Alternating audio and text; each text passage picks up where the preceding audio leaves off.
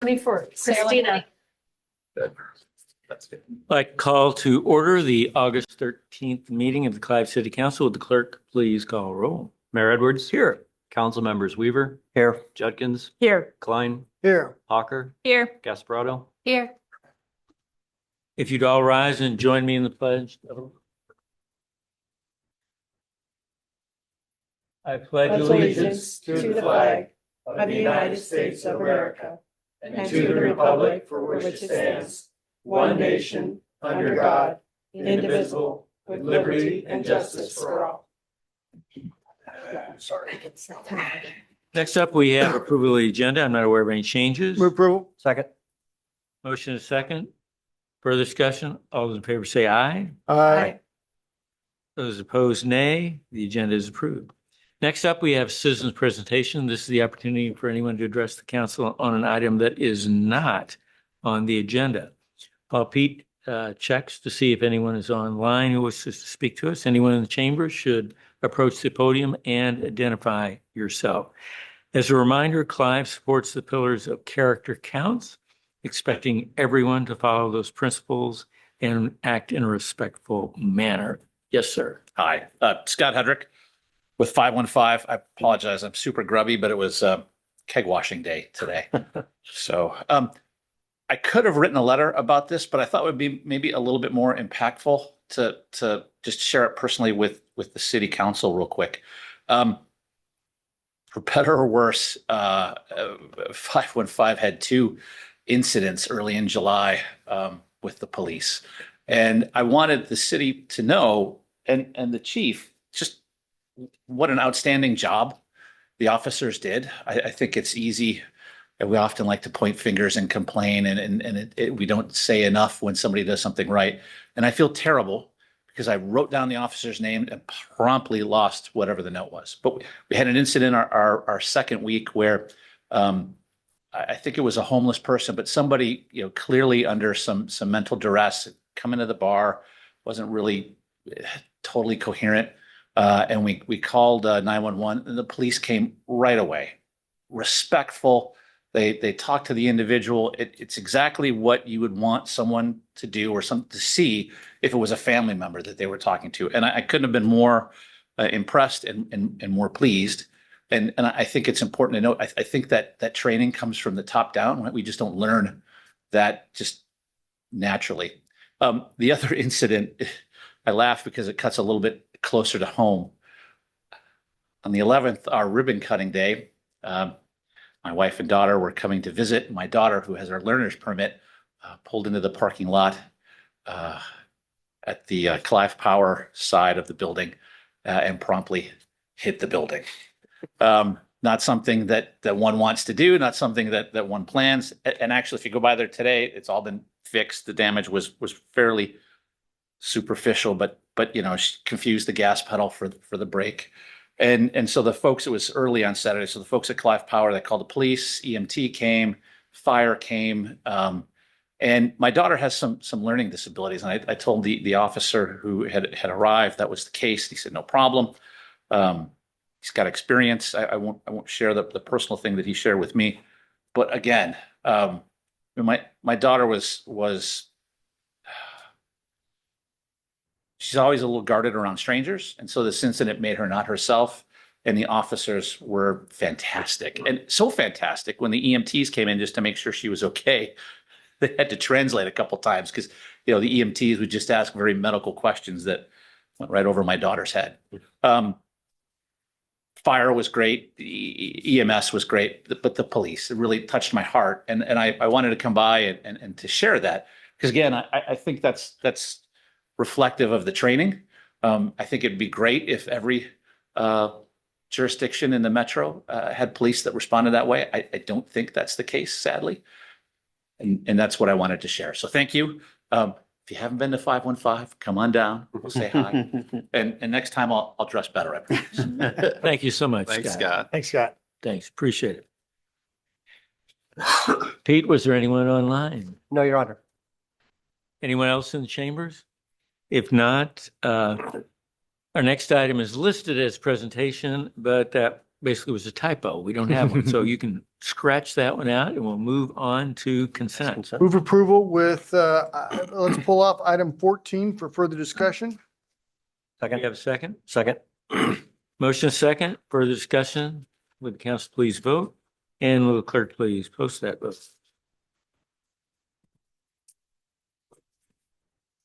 All right, consent passes by a vote of 5-0. Eric, you want to talk about item number 14? Yeah, I'd like to hear some more about item 14 with the change order. I'd like some more background and color on that.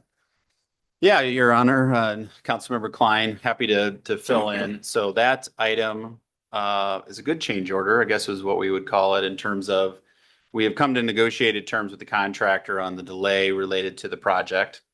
We have agreed, while Waukee and Clive jointly negotiated with the contractor to come to a liquidated damages term for the delay and the completion of the contract. And so therefore, the $62,000 number that is included in that will be offset on the contract. And the contractor willingly agreed to that. And so that is what this change order is incorporating into the construction agreement. When it says pending, what is that? The finality of it is still to be negotiated, or how does that work? Well, it's basically your approval tonight. Okay. And so that has been agreed to by all parties. And then we just need to go through the formalization of amending the contract. Okay. Move approval of item 14. Second. Motion second on 14, further discussion, seeing none, the council please vote. And will the clerk please post that vote? That's approved by a vote of 5-0. Next up, we have a public hearing, and did we publish the appropriate public notice? Yes, Your Honor, it's published in the Des Moines Register on July 29th, 2026. Very good. Catherine?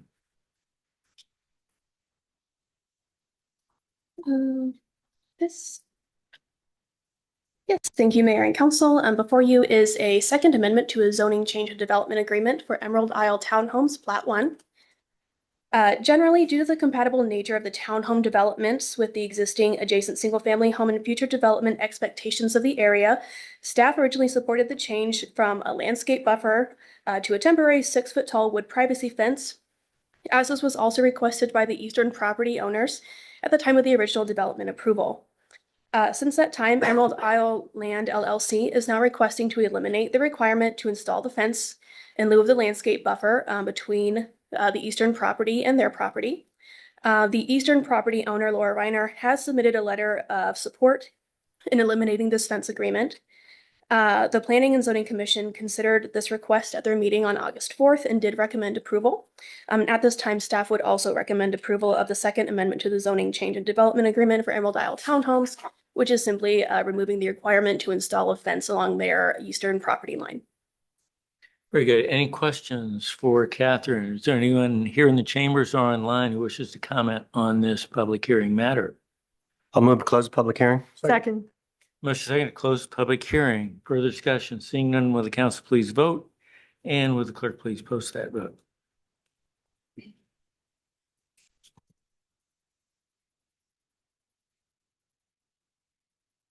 Done. Public hearing closed by a vote of 5-0. I'll move a resolution approving the Second Amendment to zoning change and development agreement. Second. Motion is second on the resolution. Further discussion. Seeing none, will the council please vote? And will the clerk please post that vote? That passes by a vote of 5-0. Thank you, Catherine.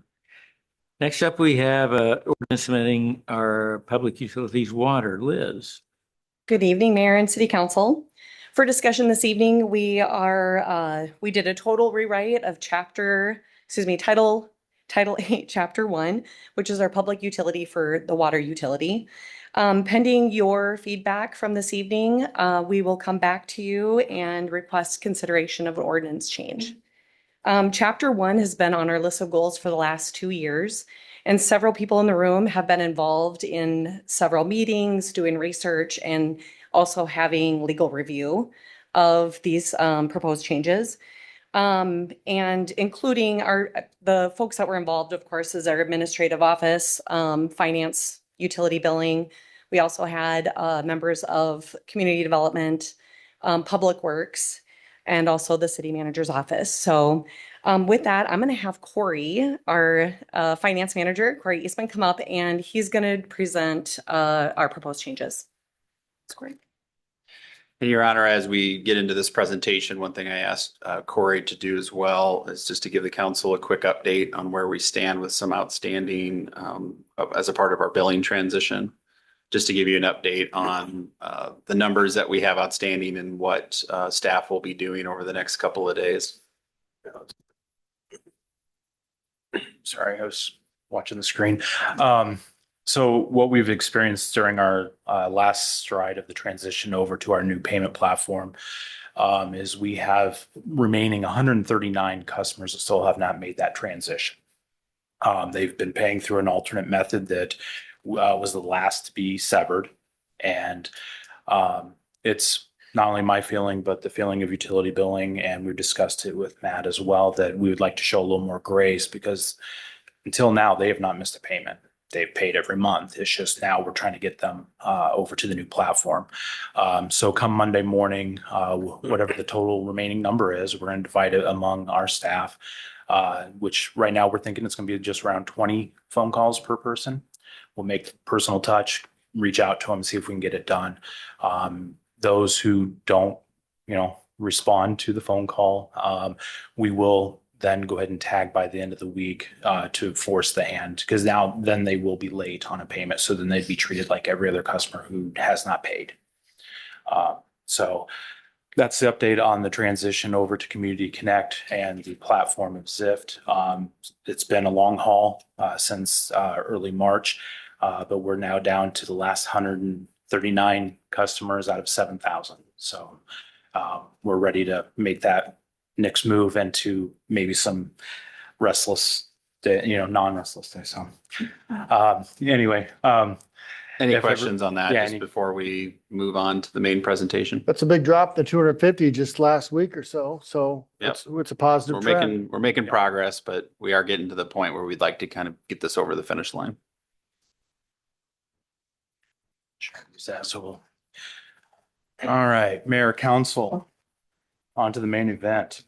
In this process, it is important to relay that the team conducted a comprehensive review of ordinances from peer metro communities, along with water utility procedures and policies to identify common approaches and best practices.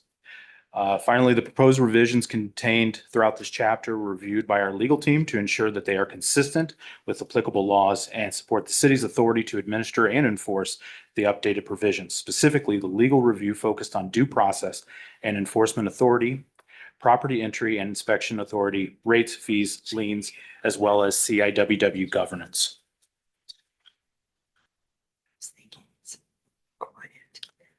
The ordinance proposal has 5 primary objectives. Modernize the code, clarify roles and responsibilities, improve utility administration, strengthen protection of the water system, and align with the CIWW requirements. Result, clear administration and alignment with current utility practices.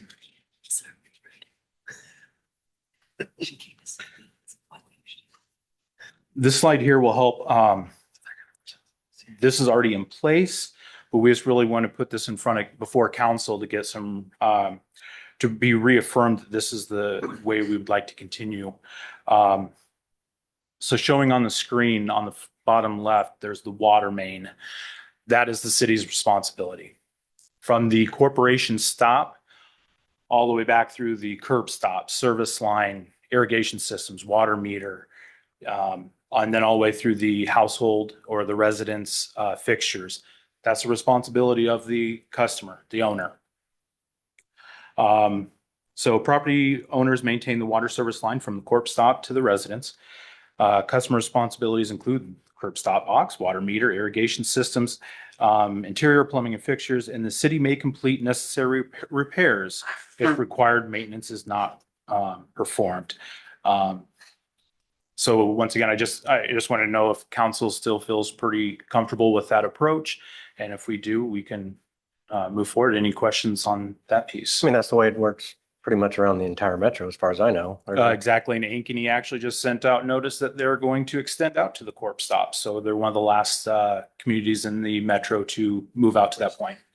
One thing we wanted to make sure too, Your Honor, is there, we haven't talked about a lot of these topics with this council. It's even since I've been here.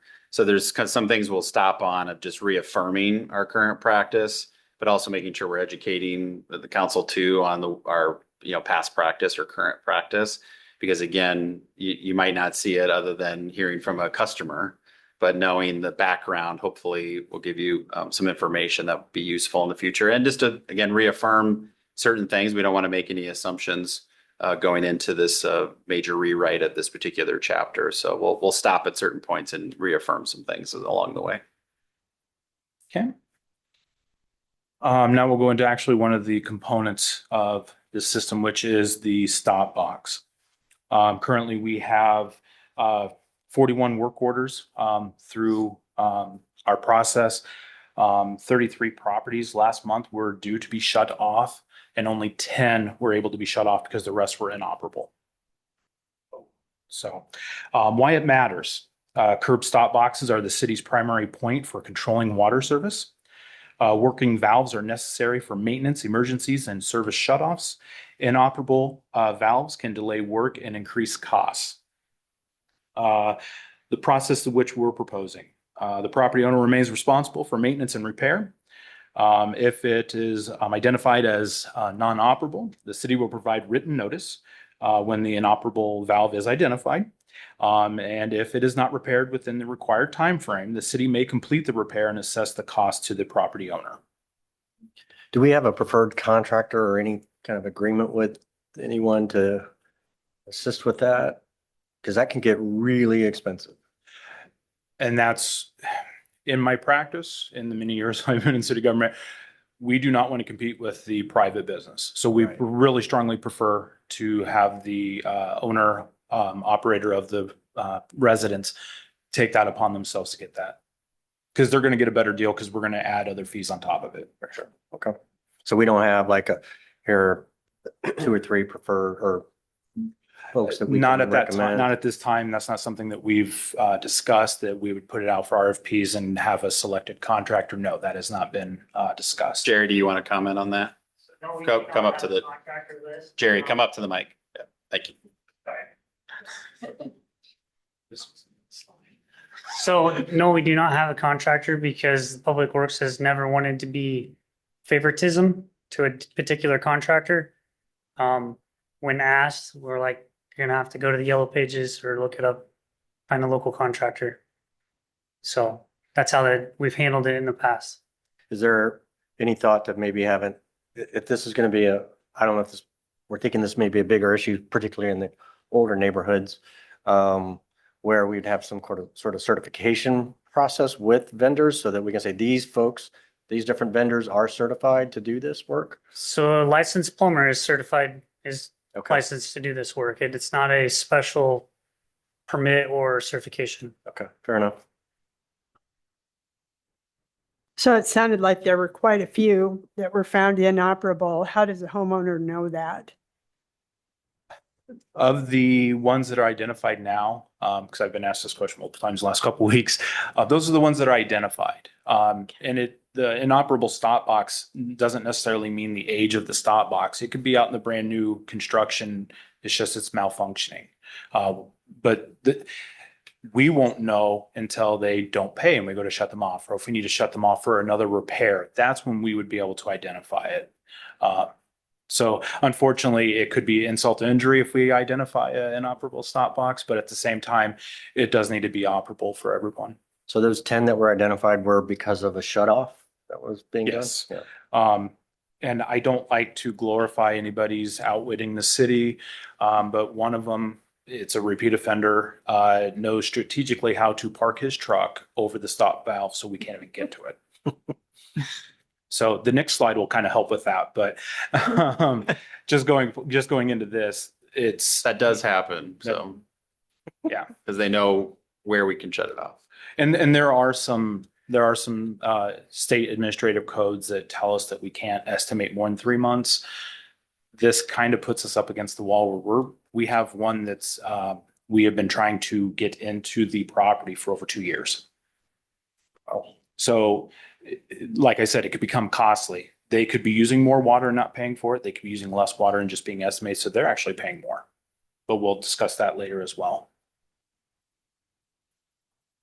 So the key message for this one is the proposed process gives the city a mechanism to address inoperable stop boxes while maintaining an existing division of responsibility. Any questions on stop boxes? Okay. The next one is the right of entry.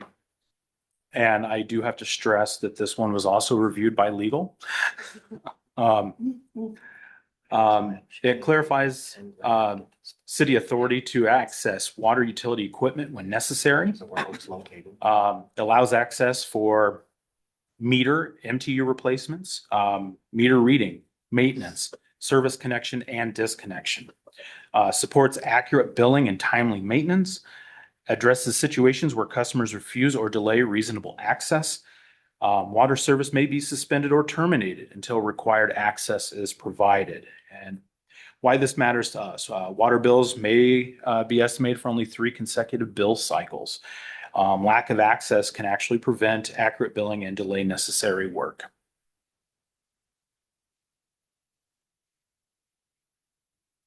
Any question? It comes into play because it was practice where MTUs were placed on the inside of a home, most likely down in the basement or an exterior wall on the inside. We cannot access those. Newer constructions, the MTUs are on the outside, so we are able to access them a little easier. But when they're on the inside of a home, we have to have the homeowner's permission to enter the property. So this is a change.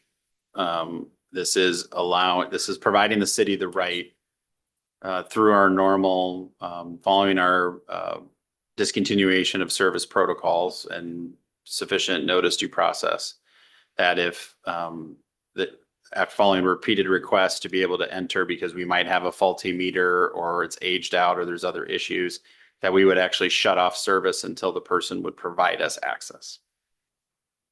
I just want to make sure that that's clear of that's what this is saying. What triggers that, Matt? You said there's notifications, what's the process, the legal process to be able to get down to this point? So multiple letters, written notice. We typically do it multiple times. In these cases, we're reaching out to the customers directly via phone. Tagging is the ultimate last notice. So we're going above and beyond the notice requirements that typically you would have for due process. So we want to, we think that's the right thing to do. But it's important, we'll talk about this with the irrigation ban component too that comes later, but this is a change. Right now, we've had these properties outstanding for quite some time because we do not have the authority in our code to shut them off to get compliance, to allow us to have access. Again, all we want to get to is the meter and the MTU if it's inside the home. And we have cases where we haven't been in 2 years plus where we've been trying to get access and we schedule it and then they're not there and we can't get into the home. Unfortunately, it's the last resort, but we're getting to the point where we need to have that option. Yeah, just in the nitty gritty, the legal requirements are a notice and then an opportunity for hearing. And the notice, I made sure Corey included multiple methods of notice despite his desired effect. So there are multiple levels of notice: written, hand delivery, post, email, whatever, however many I made you put in there, Corey, right? Yep. And then there's an opportunity to request a hearing, more than 10 days, a window, and then you have the entry right. So what's the full timeline window from first date of delinquency to this? So we will get to that. We actually have a calendar coming up to show you that whole process. One thing I would like to add to Christina's comments is that appeal, the way we've set it up in the code to make sure the appeal process is timely, especially when you're talking about water shutoffs. We made it to appeal to the city manager rather than having to wait for a council meeting. Just so again, this relates also to unauthorized use of water, i.e. it'll get to the irrigation ban component. We want to be able to, that if we have to go to that extreme and the person complies, we don't want them have to wait if they want to appeal. So do it in a timely manner. Everybody feel comfortable on that one? Okay. We're actually going to move right into the unauthorized use of water. We list out different uses that are considered unauthorized. And with that unauthorized, the one that's on everybody's mind is the lawn watering ban from the last 2 summers. There are some others that we talk about, such as the unauthorized hydrant connections, meter bypasses, which is highly illegal, unauthorized restoration of disconnection, which is if we would go out and shut you off tomorrow morning, you would go right behind us and turn it back on. The way it is proposed, any violation of unauthorized use of water will align with the CIWW compliance, kind of keeps it one process for both, instead of trying to keep one separate from the other, which we've kind of tried not to do. So we'll go right into the CIWW compliance. As you're all aware, the last 2 summers, we've had to move into stage 3, the mandatory no lawn watering. And we'll just break it down on what it kind of means for us.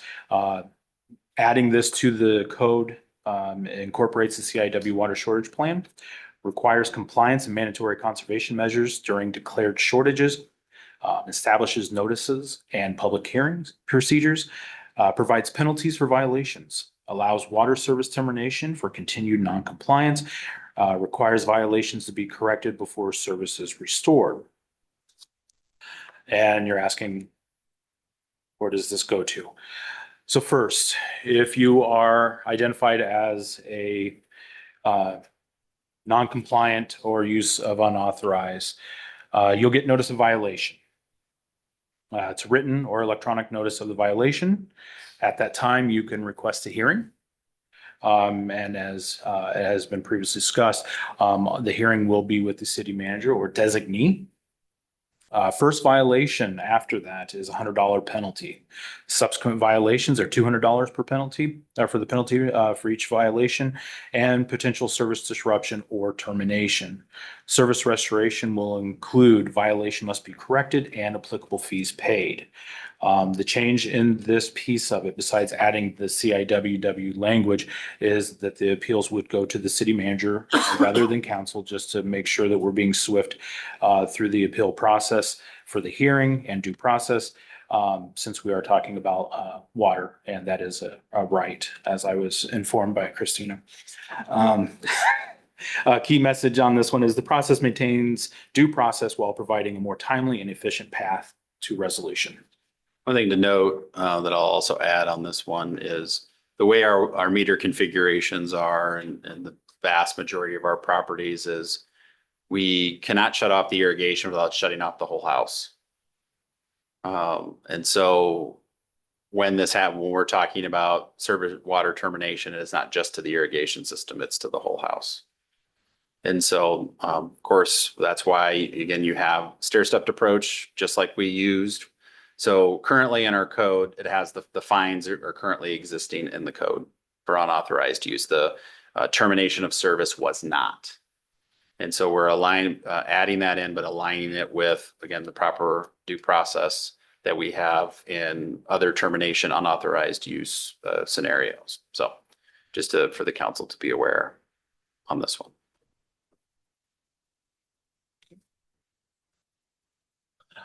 Billing and rate administration.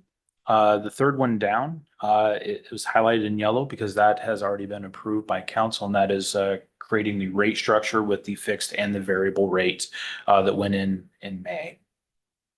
The first one there is updates customer application requirements. This helps staff with, we do have a small issue, but it can add up quickly is when we have renters decide to skip out on the landlord and then move into a new rental. The previous balance does not go forward. Most likely the landlord has signed off on a lien exemption and that amount is forgiven. So now the city has eaten the cost. With this addition, we are able to make sure that that outstanding balance moves along with the tenant if they decide to move into another rental within the city limits of Clive. So then we can still hold them accountable for the water that they used. How does that work if they move outside of the state or something else? We have a couple options. After the debt has sat long enough, we can put it into the income offset program through the state. So whenever they would file taxes, just say they moved, to Southern Iowa, but they still go to file their income taxes. If they are due a refund, we get to put a claim on it and claim whatever we can to pay off their debt. But to do that, we do have to have certain information on the customer to file that claim with the IOP. What kind of information? Social security number, name, address. Social security number helps tremendously. Otherwise, right now, the city contracts through MCOA to track down bad debtors to us, and they get to keep a portion of what they collect. But if we are able to obtain a social security number, the state has no problem matching. How do we obtain that? Right now, it's going to be on the application for new water service. Okay. That's added to that line. But the owner of the property is not responsible. They're not, there's no obligation from the owner of the property to act as a backstop to this? State law has given a lien exemption that if within, I think it's the first 10 days, or first 30 days of when a tenant moves in, they can actually come in and file a lien waiver. And so if the tenant jumps, then the landlord can actually exercise their right and they are not responsible for that amount. One of the downsides.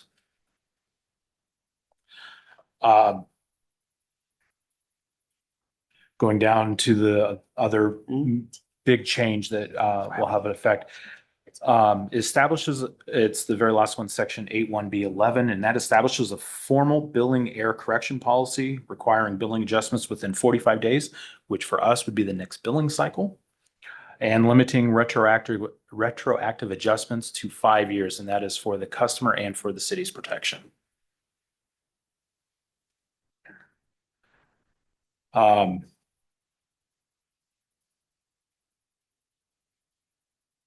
If there's any questions on these, the rest of them are pretty, just some smaller tweaks to them, but they're nothing major except for the three that we mentioned, which was the rate structure, the customer application, and then the establishing of an error correction policy.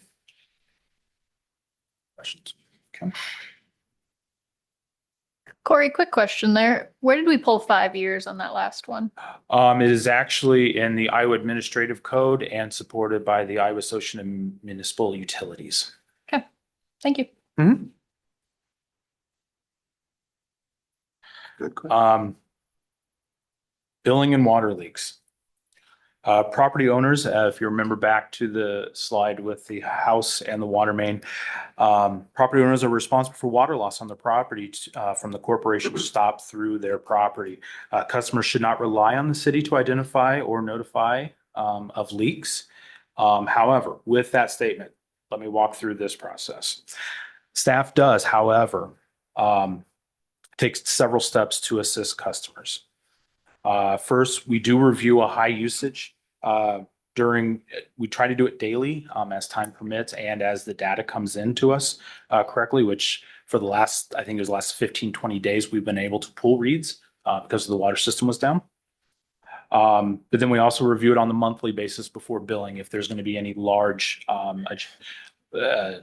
a spike in someone's bill, we will reach out to give them a heads up and see if we can do the next thing we try to do, which is we try to provide education for common causes of water loss.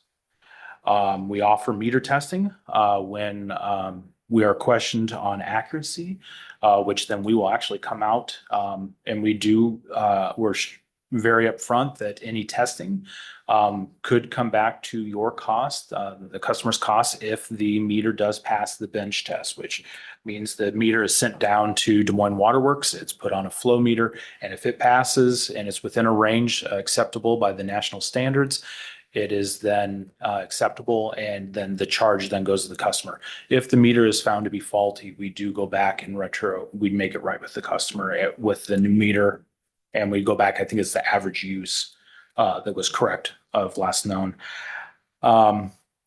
Say you open your water bill and you happen to leave the outside hose on for a couple days before you noticed, and now you have a $700-800 bill that just doesn't fit into the family budget.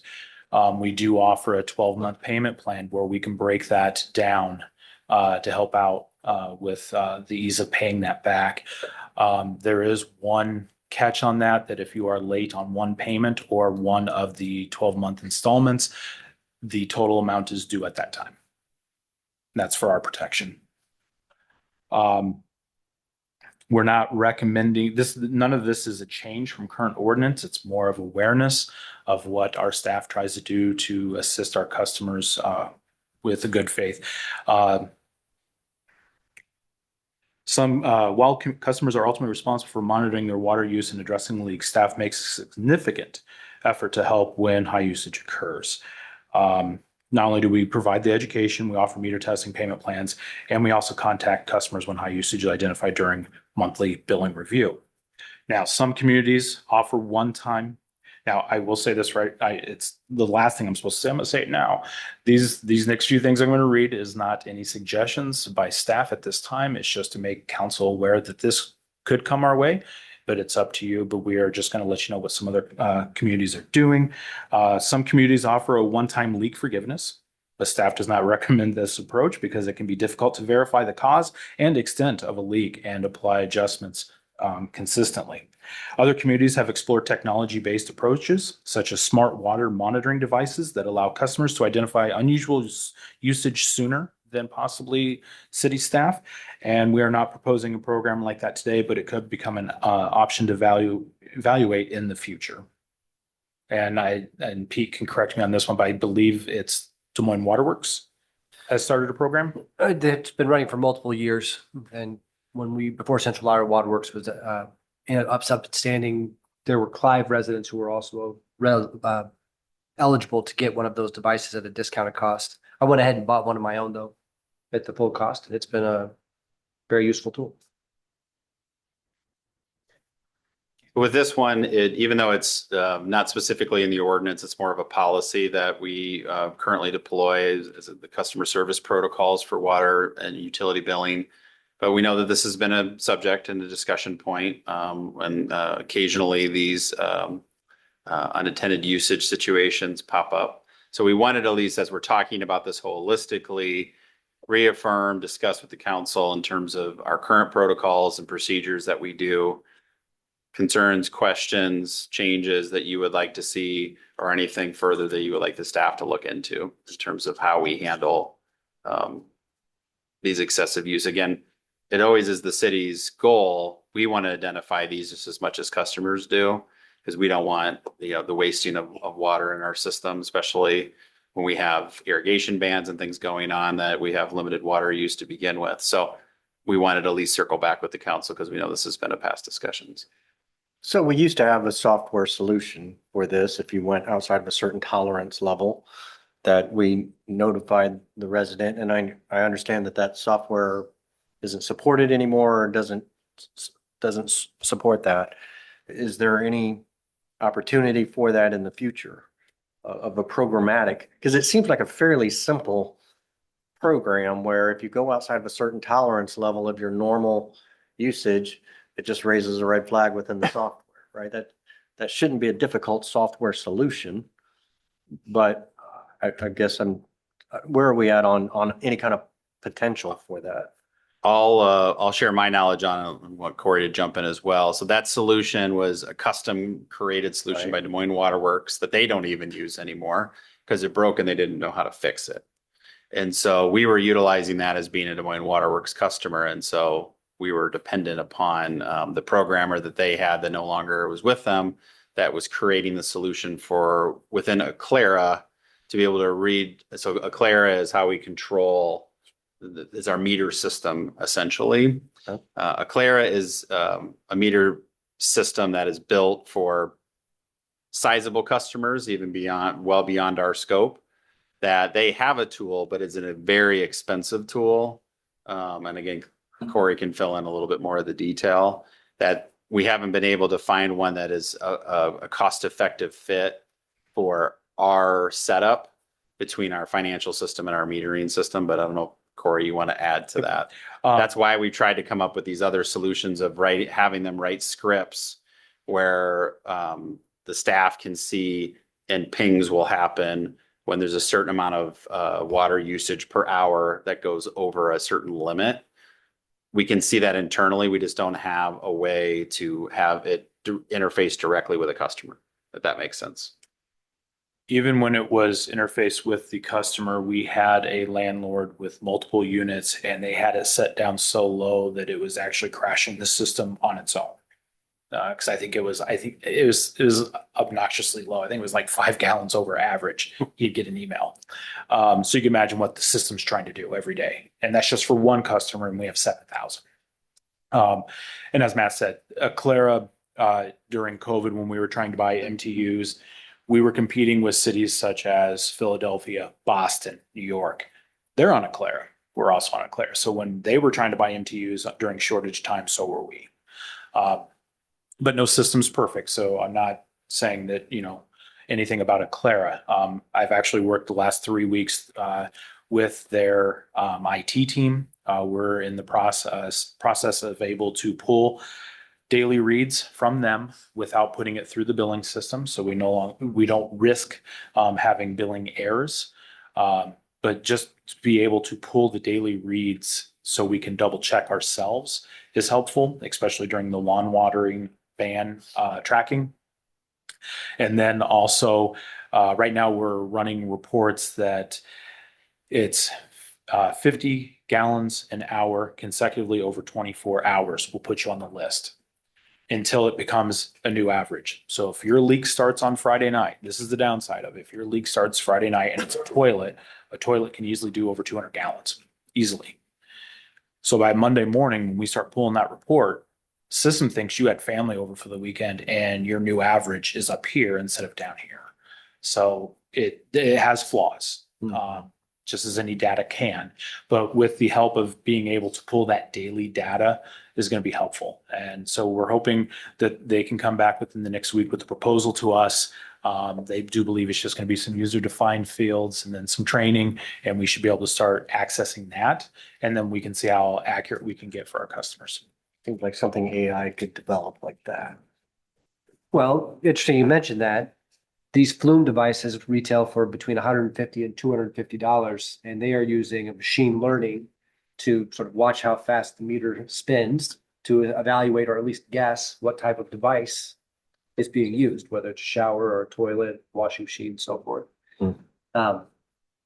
Because of what Corey shared about so much variability from customer to customer throughout the course of the year, I think it probably is worth some more consideration of what would it look like for the city to consider something like what Des Moines Waterworks has done, if you all want to move down this path of helping people really track their usage if they're worried about leaks. A device that specifically then looking at what's going on in that facility frees us up from some of the complexity that Corey's describing when you have to manage the entire system. But if you certainly something we can get more information about from Des Moines Waterworks about how their program has been used to see if it's something that would make sense for Clive. Makes sense to me. Yeah, I mean, I think it's worth looking into, just to see what the options are that are out there and what the price tag is. And I mean, it doesn't happen that often, but it happens enough where it can be an issue for certain residents. So. But we definitely advise them of these products. We don't say a specific one, Right. But when we have these situations come up and we advise the customer, hey, if this is something you're concerned about, you may want to consider one of these devices. And we've had some people take us. Problem is, you're not concerned about it till after it happens. Right. So, With the meters, quick question, with the meters, the city wouldn't have access to that information. That's on like a homeowner specific with the smart meters.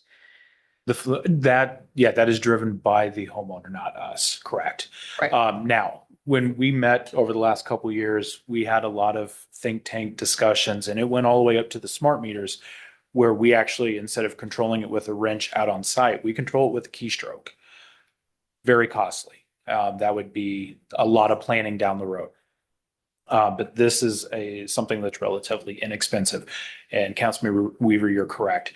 Once you do have a leak and you get that bill, it's that's when you real. care. Yeah. And you now know the utility phone number by heart and you want to call us. And that's fine. And we welcome those phone calls because sometimes we can help you catch it before it goes on to the next fixture and so on. I just remember my own personal experience. I had it happen with the toilet leaking in my basement. I had no idea, but the city called me and let me know about it back when we had the old system, and it saved me a ton of money. So it was just a nice feature. I mean, again, if it's cost prohibitive, it's cost prohibitive, but I had a similar experience during the lawn watering ban where I helped a customer find that they had a buried irrigation system leak that they were losing hundreds and hundreds of gallons a day, leading to some really high bills. And so they were grateful we found it when we did. They still asked if there was a way that they could get a little relief. And what I shared with them was specifically, none of these options are perfect, but we think it's more fair that the customer is still responsible for that cost. But in the future, there are these tools now that you can use to detect them earlier. So they weren't 100% satisfied with that answer, but I felt better about giving them sort of our reason why we think it's fair and some options to consider. Right. The other piece of this to consider is there's a real important future condition that we need to achieve where we're using less water per capita throughout the Central Iowa Waterworks system, just because of the cost associated with treating water and keeping costs under control.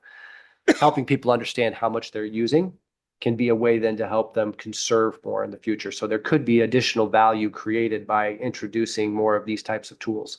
Councilmember Gasparotto, to your point, the Flume devices don't give you the ability, like an outside group, the ability to see specifically how you're using, but they do aggregate all of the data across the country and let you look into city specific data. So if we had enough people using in Clive, we could start to get a snapshot of how that per capita number might be moving over time.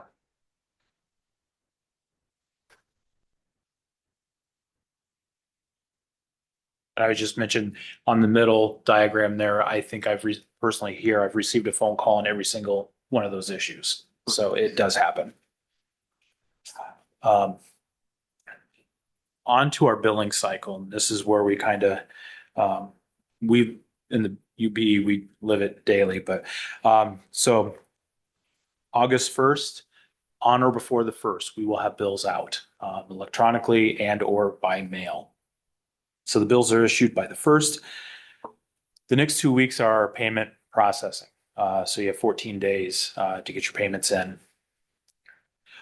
On the 16th, we do apply a penalty. So any unpaid balance, 10% is applied to on that day. And then by ordinance, we, the staff, have 5 days to get reminder notices out, and that buys you an additional 10 days. So that will get you to the end of the month. Just for council awareness, we send out 7,000 bills on the 1st. On the anywhere between the 18th through the 20th, we send out 300 plus reminder letters that you may have forgot to pay your bill. Which brings us up to the 31st. After the 10 days has expired from our reminder notice, we then put out door tags, the bright yellow. We average anywhere between 55 and 70 shutoffs per month tags, which then you have 24 hours to remedy the situation. By the time we get to the next day of actually shutting off, that list usually is down around 20.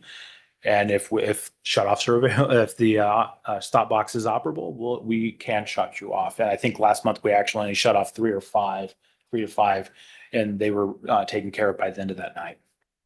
While we're also calculating, while we're trying to wrap up the previous month, we are also already calculating and issuing out bills on or before the 1st.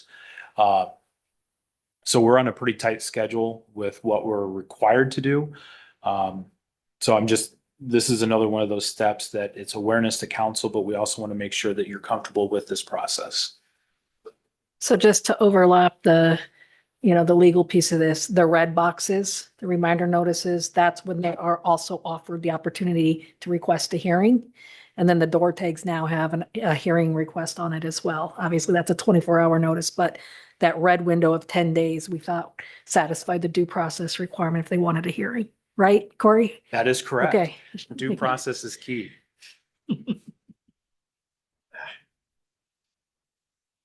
Any questions on? Okay.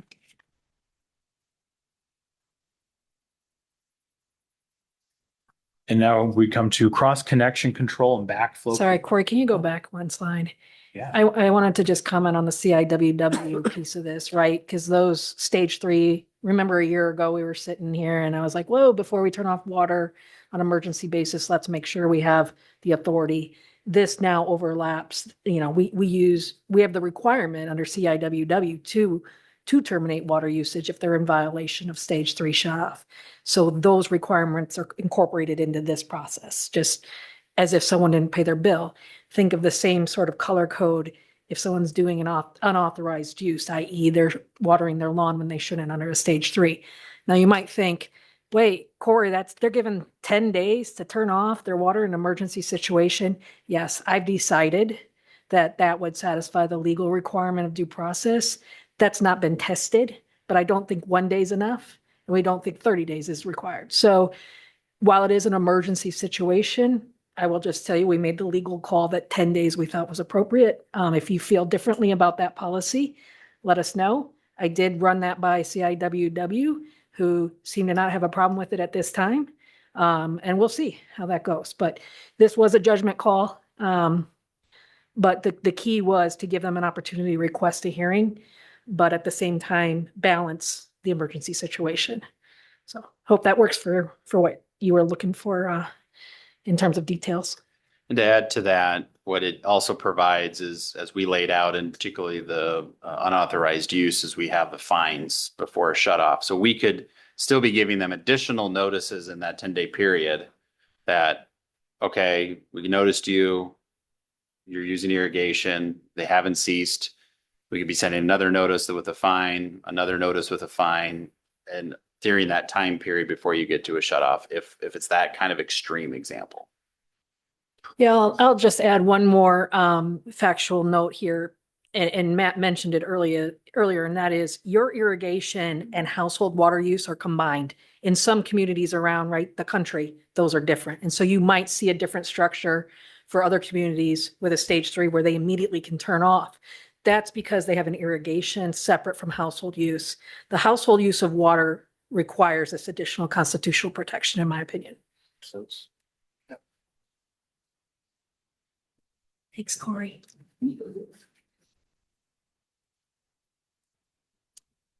All right, cross connection control and backflow prevention. I will admit right now, I am not an expert in this area. I actually learned a lot. So if you have any specific questions, I will call on Jerry to come up and answer them.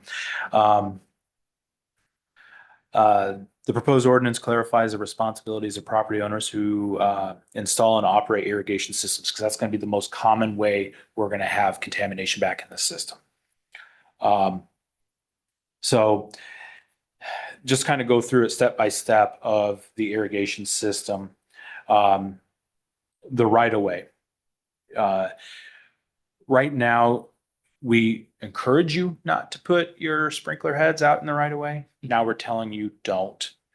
And to support that is, if you currently have them out there and we have to go in and do some emergency work within the utility right of way, and we damage one of your irrigation heads, we are specifically now saying that cost is now yours. You can replace it, you can put it back in there. We're just not going to do that. I thought that was already the case. It is. It is. but now it's reaffirming it that we're Now going it to. really is. Yeah, we're putting it in there twice. No, just. One thing that, interestingly, one thing that has come up too, that here recently is other things in the right of way, like wire lines for robot mowers in the right of way that, not so much in this example, but tearing up a curb and then there is something right behind the curb that we couldn't possibly remove the curb without damaging it. And property owners saying, hey, is the city going to pay for this? Is like, no, this is in the right of way. And whether we need to add that level of detail is a future conversation of trying to keep up with the latest technology of what can be put underground in the right of way. Because we actually had a gentleman come in and we were doing some emergency repair. We did damage a sprinkler head. He came into City Hall. I didn't want to deliver the bad news, so I sent him down to Public Works to talk to Jerry.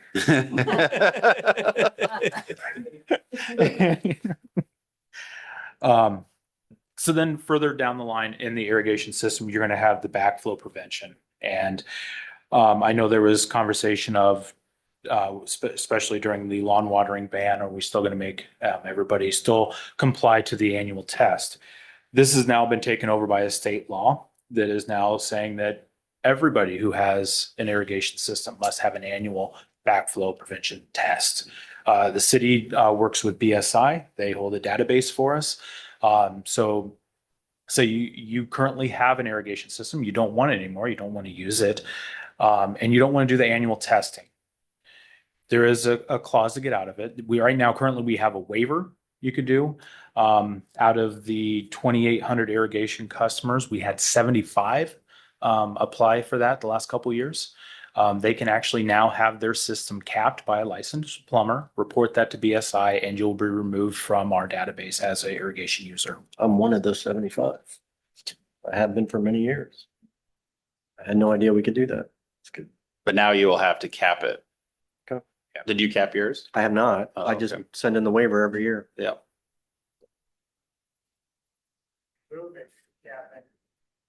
Say that again? The backflow Oh, and cap the line that goes out. okay. Why hire a plumber? Corey, do you want to repeat that for the recording? What Jerry? Oh, yes, Jerry it said. is not only to cap it, but it is to remove the backflow preventer and have it capped by a licensed plumber, report that to BSI, and you will remove from the database for the city. Gotcha.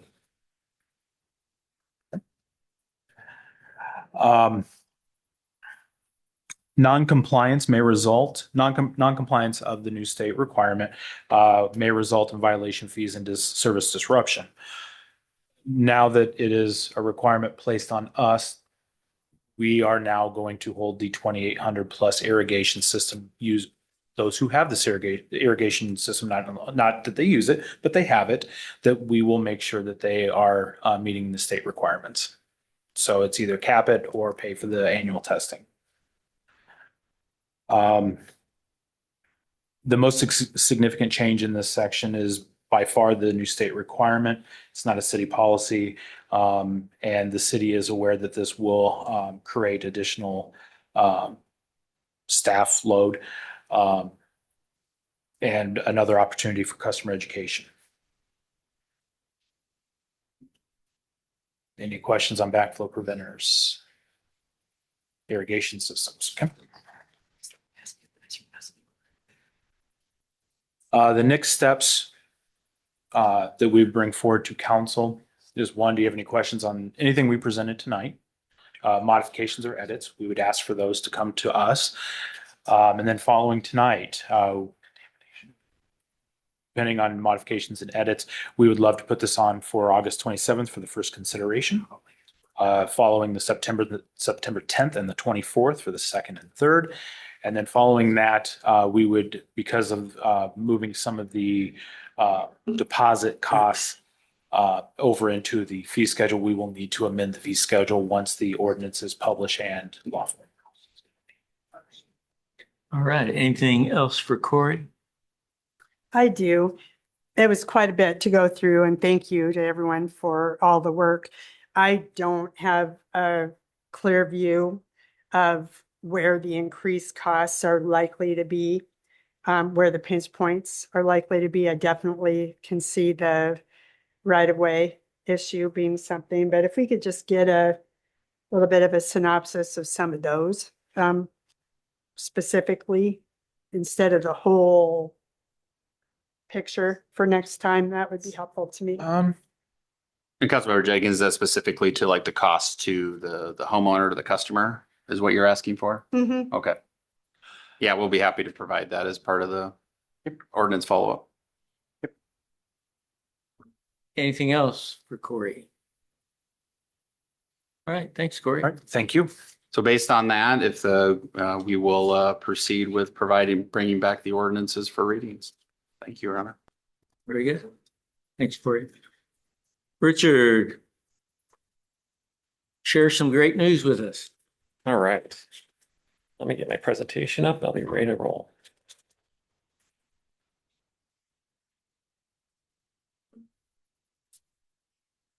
As this is kind of popping up. All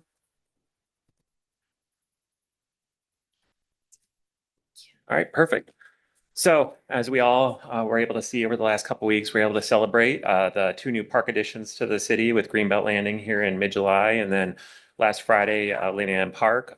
One of the items related to your strategic planning that was associated with both of these was talk about how we're going to program them. Now that we've spent the money and rebuilt these spaces into community gathering spots, what are we going to do? How are we going to program it? And how are we going to get people out there? Obviously, there's some kind of built-in natural, people are just going to show up and play on the playground, things like that. But also there's the key component of being intentional in how we invite people out to these spaces and encourage them to come out. So just a quick primer, we want to make sure that $15.6 million between the 2 spaces is an investment that doesn't just sit there. We want to make sure we encourage people to come out and enjoy these spaces. So what we've started to do as a team is put together some plans for both Lanham Park as well as Greenbelt Landing and how we're going to use that space. So more of a playbook, not a wish list. So looking at how we can program the space, how can we do events and activities that really maximize that and get people out there. Also, knowing that, it's always difficult with limited staff to do everything that we want to do, looking at ways to engage with partners we've worked with in the past, but also potentially new partners here in the future. And then we want to make sure that we're looking at this from a data standpoint. How much money are we going to spend out there? How are we going to try to bring in revenue on this? And how many people are coming to these events and community activities and things that we do out there? So when we take a look at this, it's 2 parks and 2 really distinct roles out there. The first, Greenbelt Landing, we really look at that as more of almost community-wide, semi-regional attraction that would draw people from across the community. And then Land Park, we're looking at more from a neighborhood standpoint. There are some semi-regional kind of draws there with the spray ground being an element that we're going to see a lot of people draw from across the community, across central Iowa to come in and try that out. There's a lot of kind of social media where encourages parents and families to try all these different parks throughout central Iowa. So we see that those elements being really positive of that. But generally speaking, that park is really going to be a neighborhood draw and draw the people that live in kind of that square mile District 1 out there that kind of Leland sits right in the middle of. So looking at these in 2 very different ways in terms of how we program and plan for what we're doing. Greenbelt Landing is really going to be more almost like a business plan because it's got a lot of opportunities to bring in revenue to help offset some of the programming costs out there. So jumping into Greenbelt Landing first, one of the things we wanted to try to do out there is look at the programming and business plan. How could this really work? We wanted to look at what are some kind of the goals or vision or kind of key themes in terms of putting together a business plan like this and a programming plan. So obviously this is kind of was designed to be a spot where the community celebrates. This is where we've hosted Clive Festival for years. And now, having a really kind of dedicated space to celebrations like that, that's really important part of this. The nature environment is a very big important to this with the wetland, with the boardwalk, the icon access launch, all the stream bank stabilization we did out there, very important to this. Active recreation, whether it's the trails, the loops that you can make with the boardwalk, the pay pass, the gravel pass out there. Lots of opportunities for active recreation. And then looking at arts and culture, that could be through doing the Clive Festival music. It can be one of the events we're going to be doing a big band swing party here that was funded partially by Bravo. We're really excited about here in September. So lots of ways to celebrate art and culture out there as well. And so really trying to find a way to activate that space. Looking at probably doing about 50 plus events a year is the goal out there. Want to try to get about 75,000 annual visitors out there. And then working with 10 different partner organizations is kind of our goal when we look at this from a very beginning standpoint. So this inaugural season really is pretty short because, you know, when you can't get it open until mid-July. So we had the Clive Festival, I think was a great event. So we could see and use that space for the first time. Even from day one to day two, we kind of shifted things a little bit based on how we saw people using it. And despite the 95 plus degree and, you know, almost 100% humidity out there, we had a really good attendance. And I think people really enjoyed the space and what it could be and where we go from there. We'll continue to do a little bit of light activation this fall with that swing dance party we're having in September. And then we're going to be bringing back lunch at the landing. So that was an event that we did in past out there. So over the lunch hour, have a little bit of, it's almost like food truck Fridays light over the lunch hour, invite people from around the area. We see a lot of people from the businesses come down to that. City staff will do that as well. But a nice little event to get more people out there knowing about this space and really activating it more. Next, probably big thing after that will be our cabin fever reliever. So we'll bring that back. That's been a very popular event to get people out in the winter. And then after that, 2027 will be the first full season out there. And long document I attached to this, and just consider that as a draft. It's a starting point as we start to get our head around how can we activate this space? What's it going to take to do that? Who are some of these potential partners? And then how can we, you know, bring in some revenue to kind of help offset some of the costs out there? So kind of jumping into that, this is kind of our rough projections.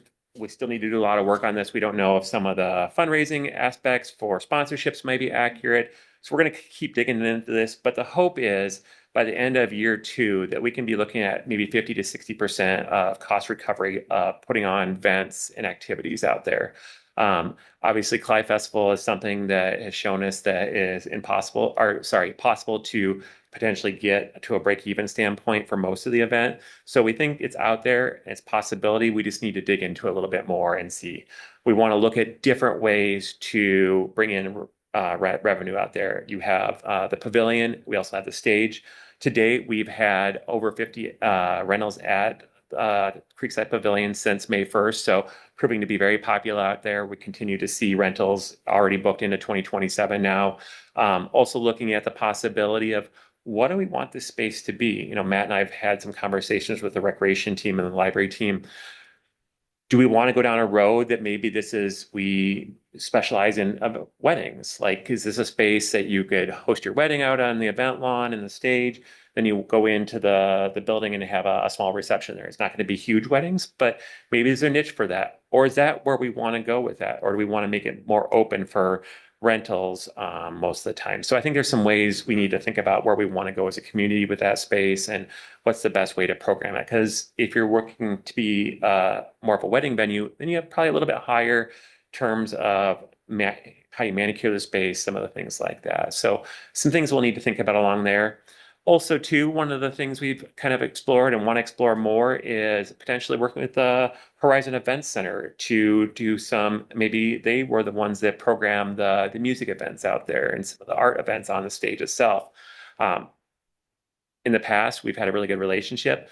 I think their music promoter he's taken another opportunity. So we need to connect with them and say, is that something you're going to want to get into again, or are you going to shift more to the sports? So some more conversations need to be had there. But if they're going to get back into music, promoting and events, maybe it's a natural partnership where we work with them and their expertise to help maybe bring some musical events here in exchange for maybe some revenue sharing, some things like that. And then one of the things we noted on here, we think that by putting a plan together like this, it could support a full-time kind of programming person for this space, and potentially the revenue could pay it off. But we're not ready to recommend something like that at this point. We want to get a little bit more detail to see, do we really think that a position like this could pay for itself before we make a recommendation or make an ask as part of the budget process? So a little bit more digging there, but we think, there's a possibility that something like that could work to really activate that space even more than what we could probably do with existing staff. So working over to Linnan Park. So we think this is a much more neighborhood oriented, like we talked a little bit ago.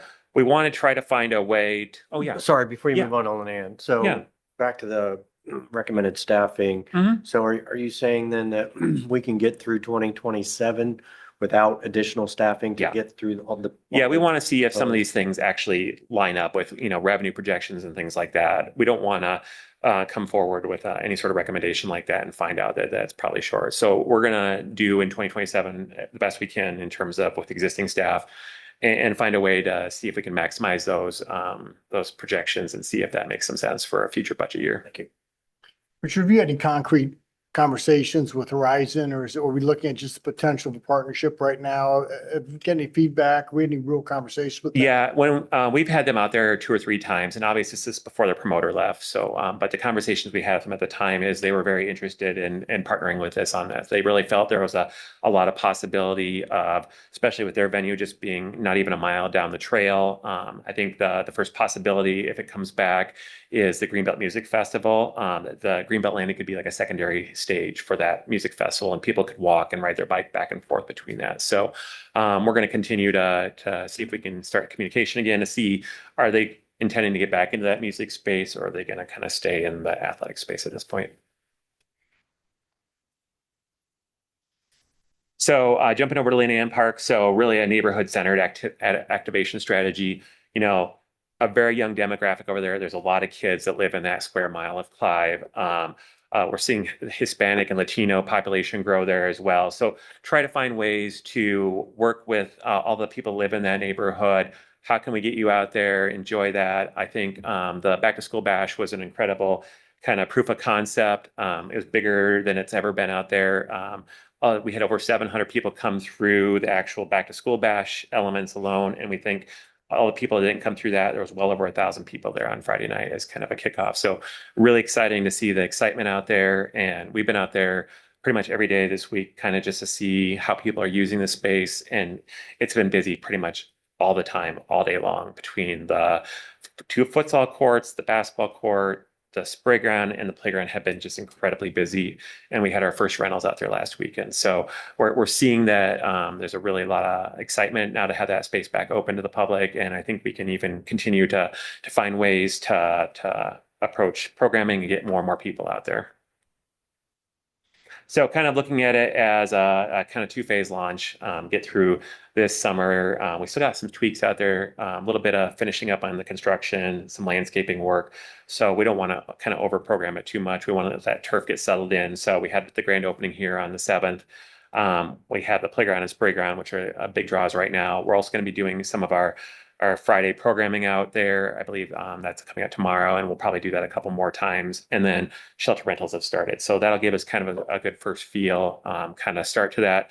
But then we're starting to look at how do we program it next year? Could it be more taught time at the spray grounds, invite people out? Could it be evening events? Could it be basketball leagues or futsal tournaments? Looking at teaming up with the donor of the futsal courts, Pro Iowa, to see they've done some clinics with us in the past. So getting them re-engaged, potentially looking at maybe movies or a farmer's market pop-up once or twice next year, story times with the librarians, lots of really cool opportunities like that. Obviously, we'll bring back the Back to School Bash next August. And one of the kind of signature things we're looking at is maybe doing a fall festival there next year. So we're going to dig into that a little bit more this fall. And see what the opportunities are. Looking at this, much smaller budget to pull something like that off. We don't, but also at the same time, there's not as much revenue opportunities out there. So kind of matching the cost and the revenue opportunities there. But there will be some revenue that comes in from the shelters. We think those will be quite popular. We also have the ability for people to rent the futsal courts if they want to do that. That probably won't happen a ton. That's more drop-in use out there. But I think there's a lot of opportunities to continue to look at ways to get grants or things like that out there. And this being Clive's most diverse neighborhood, that opens us up for other opportunities for funding that potentially can help offset and do additional programming there. I mentioned this a little bit before. At this point, not expecting additional staff to do this beyond the seasonal staff, the full-time staff we have now. Like I talked about that, we think a full-time position could work long-term out there, but we need to do the proof of concept before we'd even approach Matt and you as the council on whether or not we would want to request that. The other thing is we want to make sure is we don't think we can just simply layer these on with all the existing programming that we're doing out there. So we're going to be taking a look, kind of diving a lot deeper into the programming we do, what's working, what's not working. Maybe there's some things we can let go of to allow for some of the enhanced programming out here. So we'll be digging into that once the pool gets closed here in a little bit later this month, really digging in what works, what doesn't. And then digging into additional partnerships out there. How can we take successful partnerships we had in the past and grow them, or find additional partnerships out there to really offset that? And then, we'll want to gauge you, maybe not as much tonight, but I'll kind of plant the seed of some questions for you. How do you want us to look from a prioritization standpoint on these two spaces, but then as the community as a whole? Because I think provides us the opportunity to start to kind of reinvent and continue to do what we're doing really well, but then maybe add some new things in here and maybe get rid of some things that don't work as well. So we're excited. It kind of opens up that criteria. Also, one of the things as we start to talk about strategic planning, looking at a revenue recovery policy. So, get some direction from the council on where should we bring in revenue on items, and where maybe are items that could lose a little bit of money. Are they community benefit for everyone in the community? Or are they something that maybe it's individual benefit or residents that from another community? And so maybe those should bring in all the revenue that it costs to put that on. So some things we'll probably be digging into based on your priority coming up here, strategic plan. But we're excited about moving forward with these two spaces and how we can really activate them and continue to encourage the community to get out and use them and really see the amazing investment that the city's put into these two spaces. With that, just a couple questions for you to think about. Like I said, don't need to be answered tonight. Certainly get input if you want. What kind of criteria should we guide our prioritization across the community?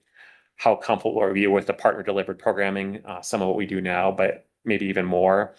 And then obviously what signature events matter most to our community identity? I think Clive Festival is one that is very important to our identity, but are there other things that we do that we think are really important to that identity?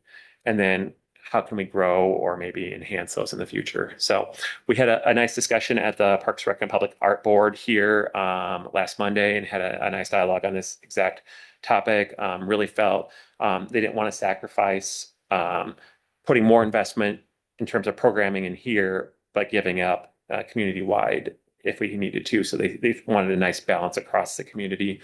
They're also interested in, if there's ways to reinvent some of the things we do now to make them better. They're open to that possibility as well. And we're interested in a future dialogue on that. With that, I'd be open to any questions, thoughts. Questions? Eric? I'll start, Richard. A very thoughtful approach, and I thought it was very thorough how we examined, all the different opportunities, whether revenue or programming or especially working with neighboring communities like Urbandale and perhaps Grimes or Johnson, identifying those opportunities where they don't have the type of outdoor public spaces that we could, potentially reach into those communities and offer. Could you go back to the questions? Yeah.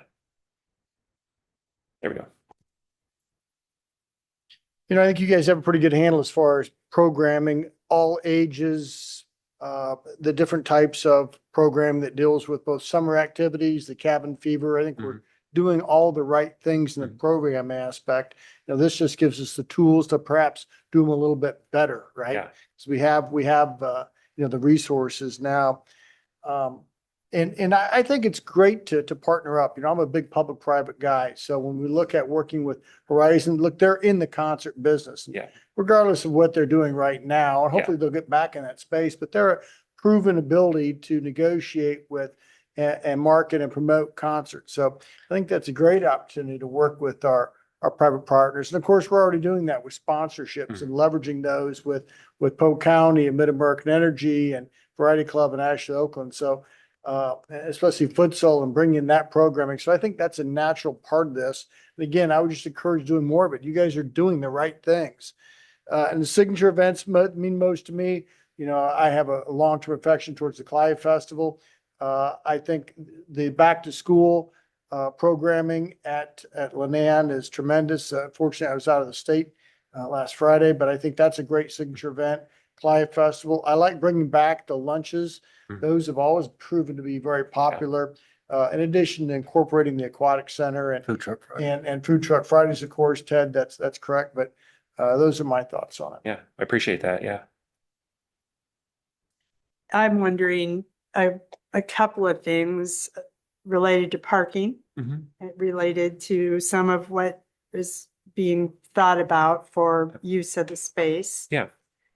And do we have enough to generate some of the larger concerts and weddings even? So just wondering about the comfort level with that. And then kind of timing. I did think it was really hot for the Clive Festival. And so, you know, being honest with ourselves about what are people comfortable coming out to do and when. The first performers on Friday night had almost no audience, so we just kind of need to gear it later, I think, to make the concerts work, especially if we're anticipating people paying for that, or maybe the thought is we'll have concessions and make some money off of that. But I think we should kind of temper our thought about just how many, what, and what the revenues might be. Yeah. Based on some of those questions. But I really love the idea of partnering with programming. Yeah. Really, really good way to start. Yeah. No, I appreciate that. And just on your related to your parking comment, I think the actual space, the size of the event lawn itself will limit the amount of people we can do for event more than the parking will actually limit us. Between obviously the lot we have here at the aquatic center, the lot we have up above, as well as we are able to work with our kind of neighboring businesses here, and they usually let us park on that. So I think the limiter will be less the parking, at least at this point. It'll be the size of the event lawn that only limits a certain number of people that can come to an event length. So that'll be definitely part of the planning. I would echo parking at Lenan. I drove past it here on my way over and it was full. It's a modest day out and a really hot day. I think the spray ground is going to fill up. I don't believe they're allowed to park in the apartment complex. I know it's neighborhood geared, so you are going to have a lot of foot traffic, but I do think it will draw people. And then are we going to have a parking problem after that point? Yeah, you're absolutely right. This first week, the parking has been very filled between just the angle parking along Alice as well as parallel along there. I think one thing that'll benefit us is when Harbach is finished up, there'll be additional parking there. But then also then we'll have the parking spaces along the side of the Harbach Center. We don't have access to any of those right now. So I think once we can get the Harbach finished and that parking lot back access, that'll certainly help a lot. But I agree, it's been quite busy this week. I did have one other item with partnership. We have a really great relationship with Crestview Schools and the West Des Moines School District. Is there a way to leverage those varsity sports teams? Yeah, Get them to come over and do something on those courts. Yeah, we definitely want to do that. We've had the Valley, some athletes come out in the past. I think the first year at Back to School Bash, we were able to get some of the Valley varsity kids to come out and do some cool things. So we'll continue to keep leveraging that and working with Matt and Dr. Adams at the school district. So I certainly agree with what everyone's saying. I do appreciate you saying that we're going to do a proof of concept before we get a recommendation for staffing. When I read the packet, I thought that that's what it was saying, is that we were wanting to hire someone right away, and that felt a little premature. Yeah, absolutely is. But I think it is going to be really important next year to do an assessment, an honest assessment of all the programming and the revenue and everything, and then let's reassess at that point. I'm certainly open to it if it makes sense. Yeah. But I do want to see kind of how it plays out. And I am excited about it because I will tell you, when I read the packet, I was blown away by how comprehensive it was. I really was not expecting that.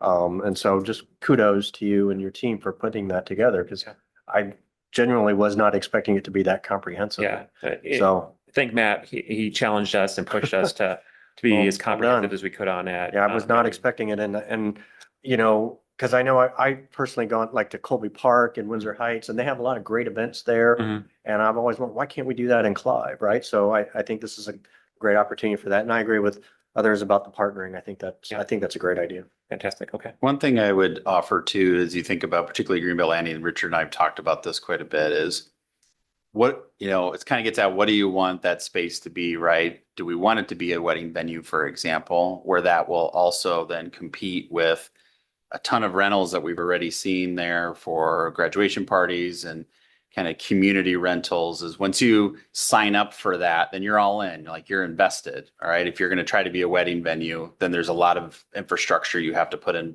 place to compete. It's a choice, right? Do we want to be that? Even though, yes, we had that thought in mind when we were thinking about the event lawn, the stage, in terms of that could be where the ceremony is. You could have a small wedding reception in the venue with, you know, a little patio off of it. But I think that's, you know, we've challenged ourselves to think about, is that really what the community wants it to be, knowing that we've already seen, you know, pretty regular, steady rentals. Now, again, it's year one, shiny new building. We already had a few holes put in the walls of that shiny new building that we've had to repair from some rentals. But again, it's adjusting to, this is why we take deposits, but adjusting to, you know, the shiny new thing, is that going to sustain, right? And that's kind of get Councilmember Weaver to your proof of concept question. But then it comes back to what do we want? What lanes do we want to be in with this venue? I don't know that we have to make that decision right now. No, we don't. We don't. Yeah, That's, I I'd think like to that's see part it- of what, I'd like to see it evolve Right. and see how it plays out, right? but I think that's part of what Richard is getting at, Yeah, is yeah. give us a full year to maybe figure out what is the attraction, what are people calling us about, and how the ways they want to use it. What's been the rental usage theme, like graduations? Yeah, it's that kind of it's thing? graduation parties, it's birthday parties, it's little family reunions, it's baseball team celebrations at the end of their season, that type of stuff. I would say that's probably 90% of it. And we I just think need to track that data as well. And I Yep. think that's a key component here, you know, who's using it, why they're using it. Yep. And that'll help us to formulate those decisions on Mhm. where do we go. And certainly then we can, you know, see what who are using it, why they're using it. And then if we want to branch out and try other things, we can certainly work with Pete and Molly. And do we target certain marketing campaigns or advertise ways that we want to try to see if people will use it, and then does it work or not work? So I think there's ways we can try to kind of branch out as well into different audiences beyond what is kind of the bread and butter right now, which is the graduation, the birthday parties, that type of stuff. Thank you, Richard. Sadie, anything? All righty. Thanks so much. Great Thank you. job. Pete, you've got good news as well.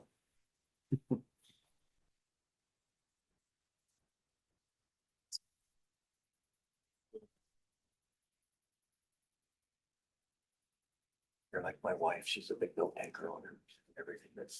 I never take notes. I probably should, but I don't.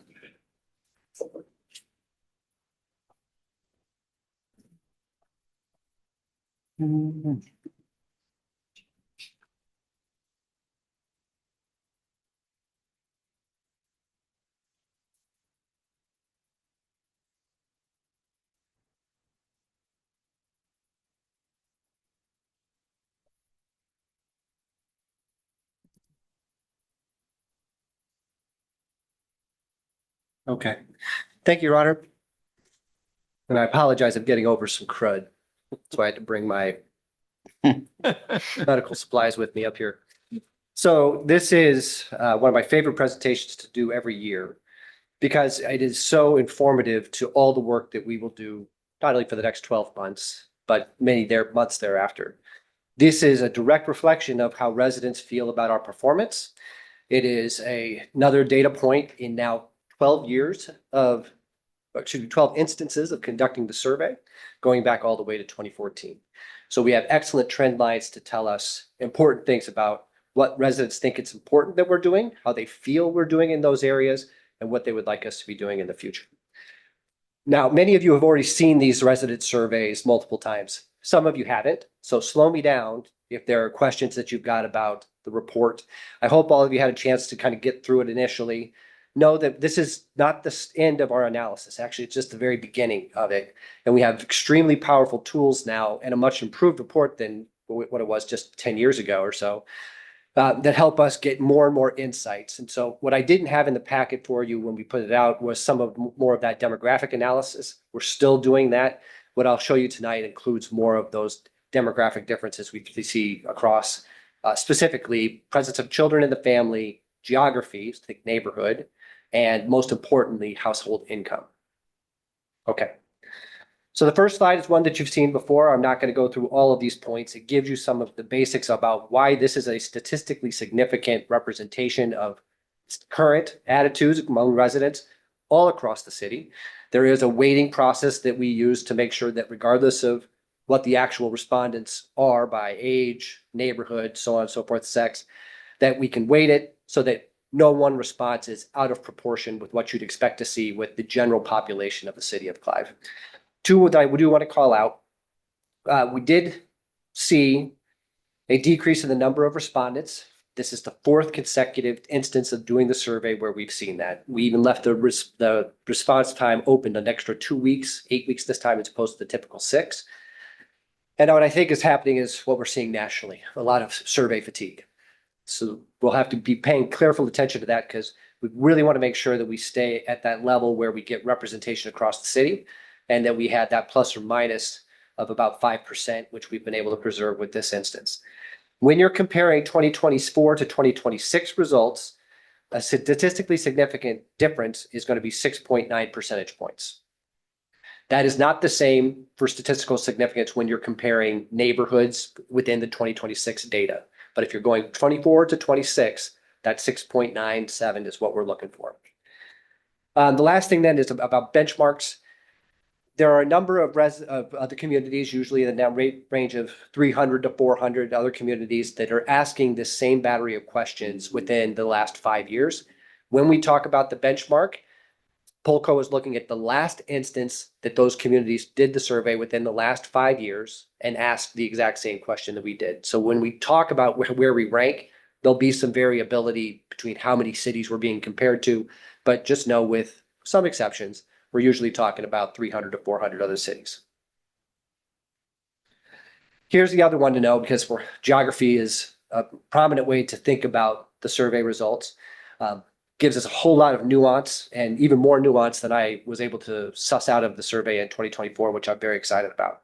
These line up with our planning districts. We've been asking Polco to give us results by planning district. Now, this is the third time in a row we've been able to do it.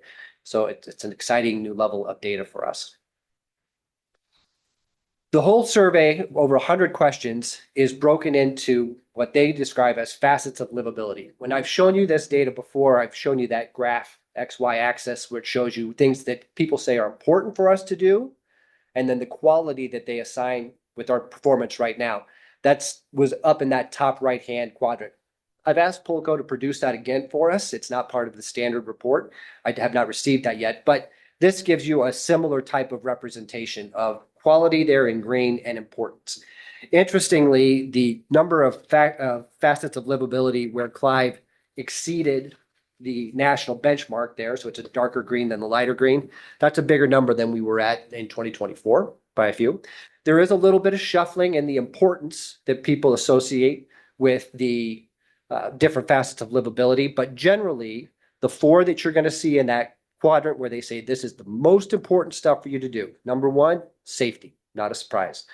Number 2, utilities and the economy. The economy questions get a little bit trickier to kind of get the signal there because so many things go into people's feelings about the economy that go beyond what the city does. Whereas utilities are very much in line with what we're doing on a day-to-day basis. The other thing that you will always see in that importance top sort of quintile is going, for Clive anyway, is going to be the natural environment and the parks and recreation. Now, the other things in there are also important. I don't want to make it sound like these are the ones that are, that some of these are not. They all are ranked as being important. Some, though, rise a little bit higher than those others.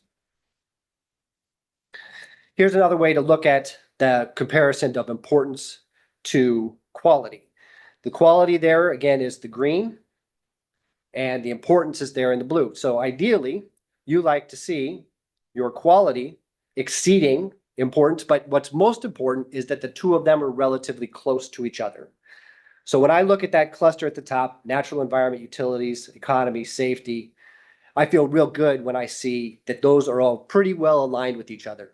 We're hitting on the quality and we're lining up with the importance that people associate with that service. When I start to see gaps, though, that's where I think there's some interesting questions for us to address. On Parks and Recreation, this is one where we've had a banner year throughout the data on way people feel about parks and recreation, the amenities that are in the natural spaces. We're seeing numbers this year that really the entire organization, the council, our parks team, they should be very proud of. We have leaned into that part of Clive's brand with more festivals, with investments in parks, and folks have recognized that investment. Relative to the importance they put on it, though, now we are far exceeding in that area. So the question then becomes, yes, this is a unique thing in Clive, and we may want to choose to continue to exceed. But there is a reasonable question to ask, how much should we exceed beyond what the importance people place with it? The one that I am probably most focused on this chart, though, is with mobility. Now, mobility and this questionnaire is talking about transportation. It's all pretty much all things cars. Yes, trails are in there, walkability is in there too, but we're talking about overwhelmingly street maintenance, snow removal, quality of the streets. This is one where we have consistently seen that gap between the importance people place on it. They're at 75% saying that it is somewhat or very important versus the quality that they associate with our system. There's a gap. Good news this year, especially on some of the street numbers we'll look at in a second, the gap has remained sort of, or the quality associated with it has remained pretty steady from where we were 2 years ago.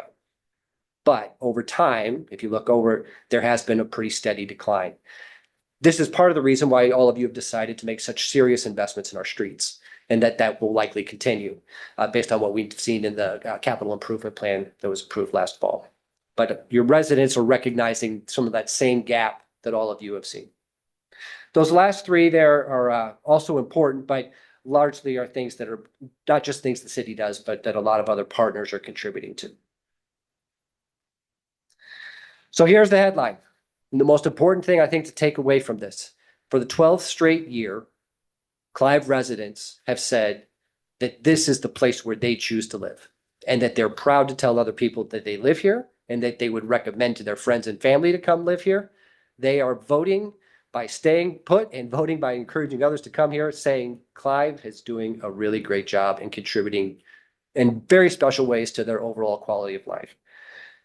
When you see a number that's saying good or excellent for overall quality of life at 97%, not only higher than the benchmark, but that is almost a unanimous statement then. Across all the neighborhoods, across demographic groups, that is something you all should be very proud of. And we've sustained it. The other one that is, I'm going to point it out here so you look for this in the report and the slide. You'll notice there's a little arrow under the 96 on remaining Clive for the next 5 years. Where you see an arrow pointing up or an arrow pointing down, that indicates that that is a statistically significant change from where we were in 2024.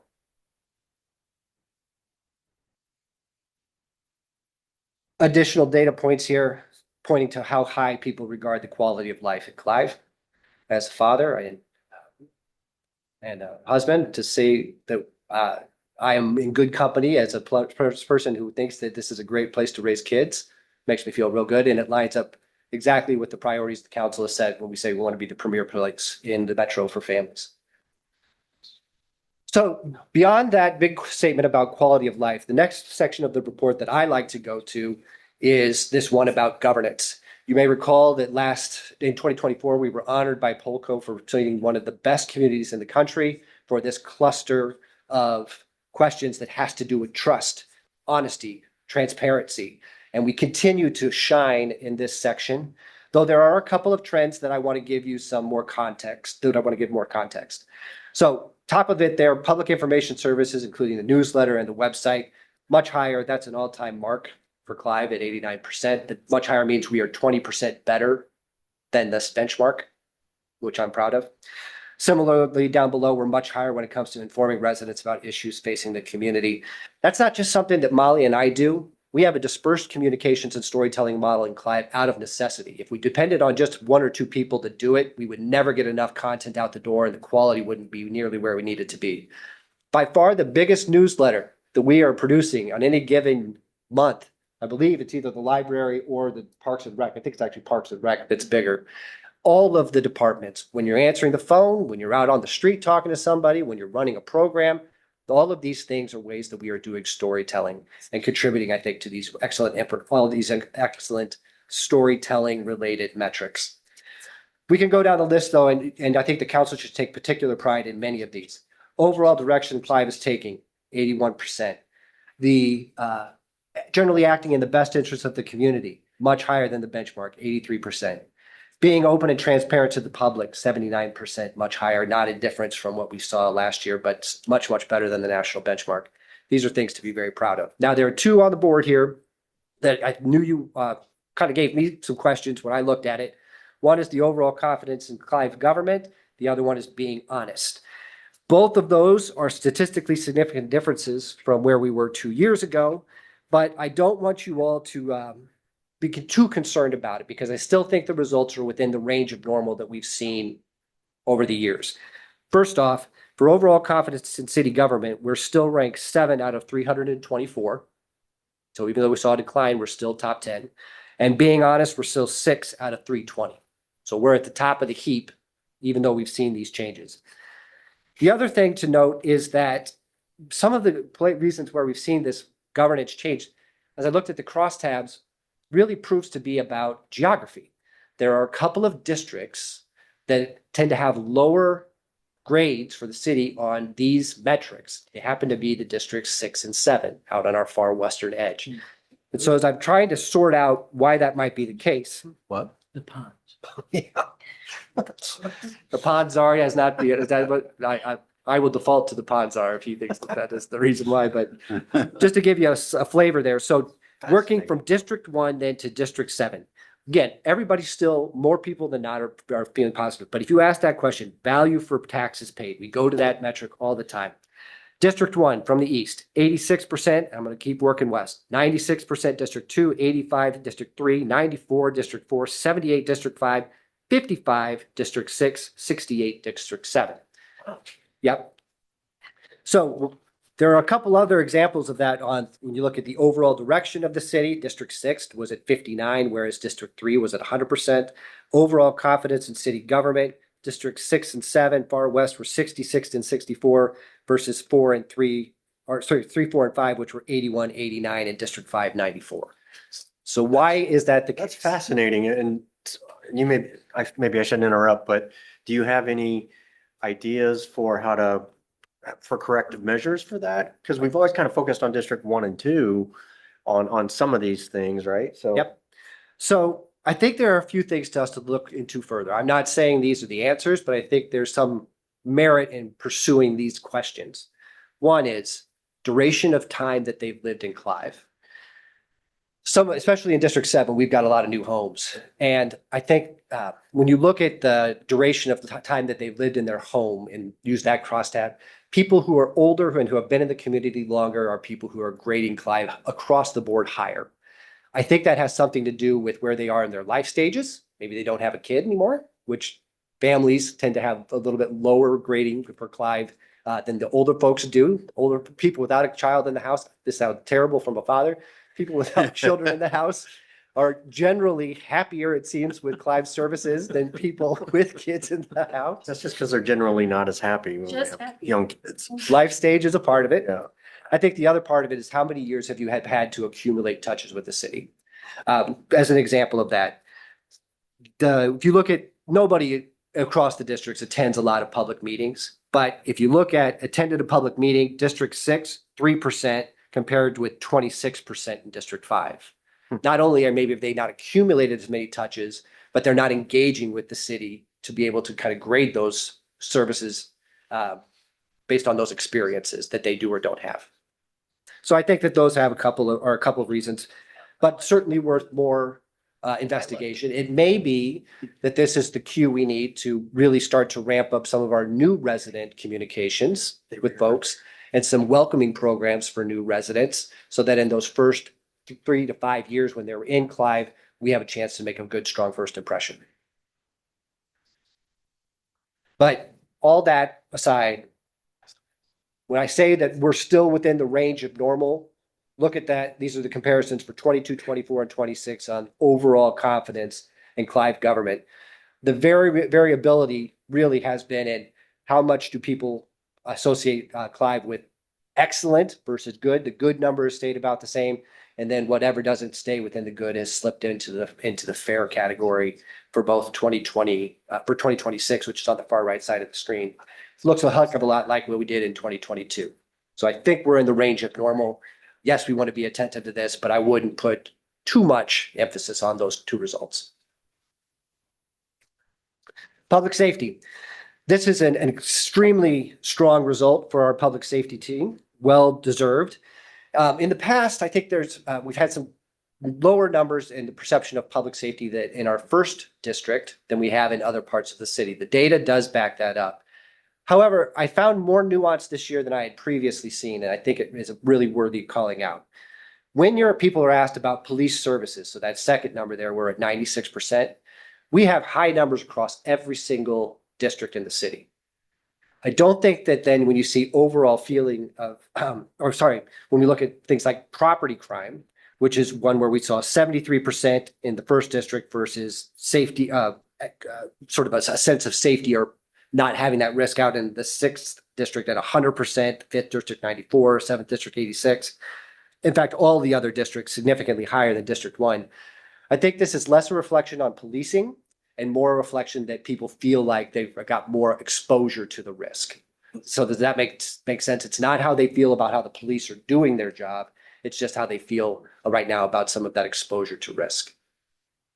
Because across the board, fire, police, we've got a lot of residents who feel very, very good about the way we're doing public safety. Affordability, planning, economic vitality, another area of strength. This question about where we are with economic development and general economic mood. I know that's something that we want to talk about during strategic planning. I think there's data here that can inform that discussion. There are a lot of factors here pointing to people feeling very good about the commercial services, their businesses. There is some variability across the district, but when you look at data like where Clive is a place to work, that's statistically higher, significantly higher than it was 2 years ago. Nice to see Clive as a place to visit also being positive. There was a dip on economic development, though that 74 number is still within the range of normal for what we've seen as a city. The overall economic health number continues to be high. And then this is a particularly telling set of results where you look at quality of business services, vibrancy of commercial areas, shopping opportunities, all have been taking significant increases. And the most important one of all, cost of living. When there's been such a pronounced national discussion about affordability and cost of living, it's interesting to see how resilient people's perception has been on the cost of living here in Clive. But I think we need to distinguish that between how they feel right now and what they think might be coming in the future, because there is some anxiety that folks are showing there that I'll get to in a minute. More examples here of economic stability and sort of a good platform to stand on as we think about economic development moving forward. People are very confident about where we are with well-planned commercial growth and residential growth. And they do appreciate the public places where people want to come together, places like what we have across the street. I'm not sure what to make of the historical or cultural character of the community dip. The biggest dip was in District 1, though I don't know if District 1 is telling us then that they noticed when the Historical Society stopped doing programming because they really weren't creating any touches with folks over there. It may be just that they see more turnover within the neighborhood, which I think some of you have felt a little bit on the doors from time to time as you've been talking to folks. More for us to research on that question. But here's the slide I wanted to show you about some of these feelings of uncertainty in the future. The top one there where there's been a big dive is how do people feel like the next 6 months are going to be for their household incomes? We got a lot of pessimistic people. And that is a big, we weren't real positive in 24, but we are significantly less so in 2026. But then when you look at things like variety of housing options and then cost of living, there we see that people feel pretty optimistic about that here at Clive relative to other places.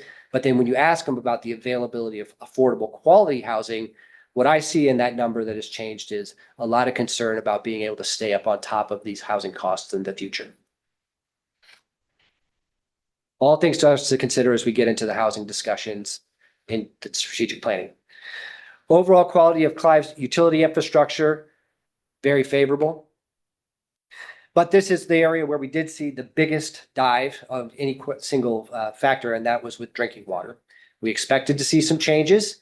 It also, I think, bled into some other areas. It may have bled into that answer we got on honesty and confidence, where we're going.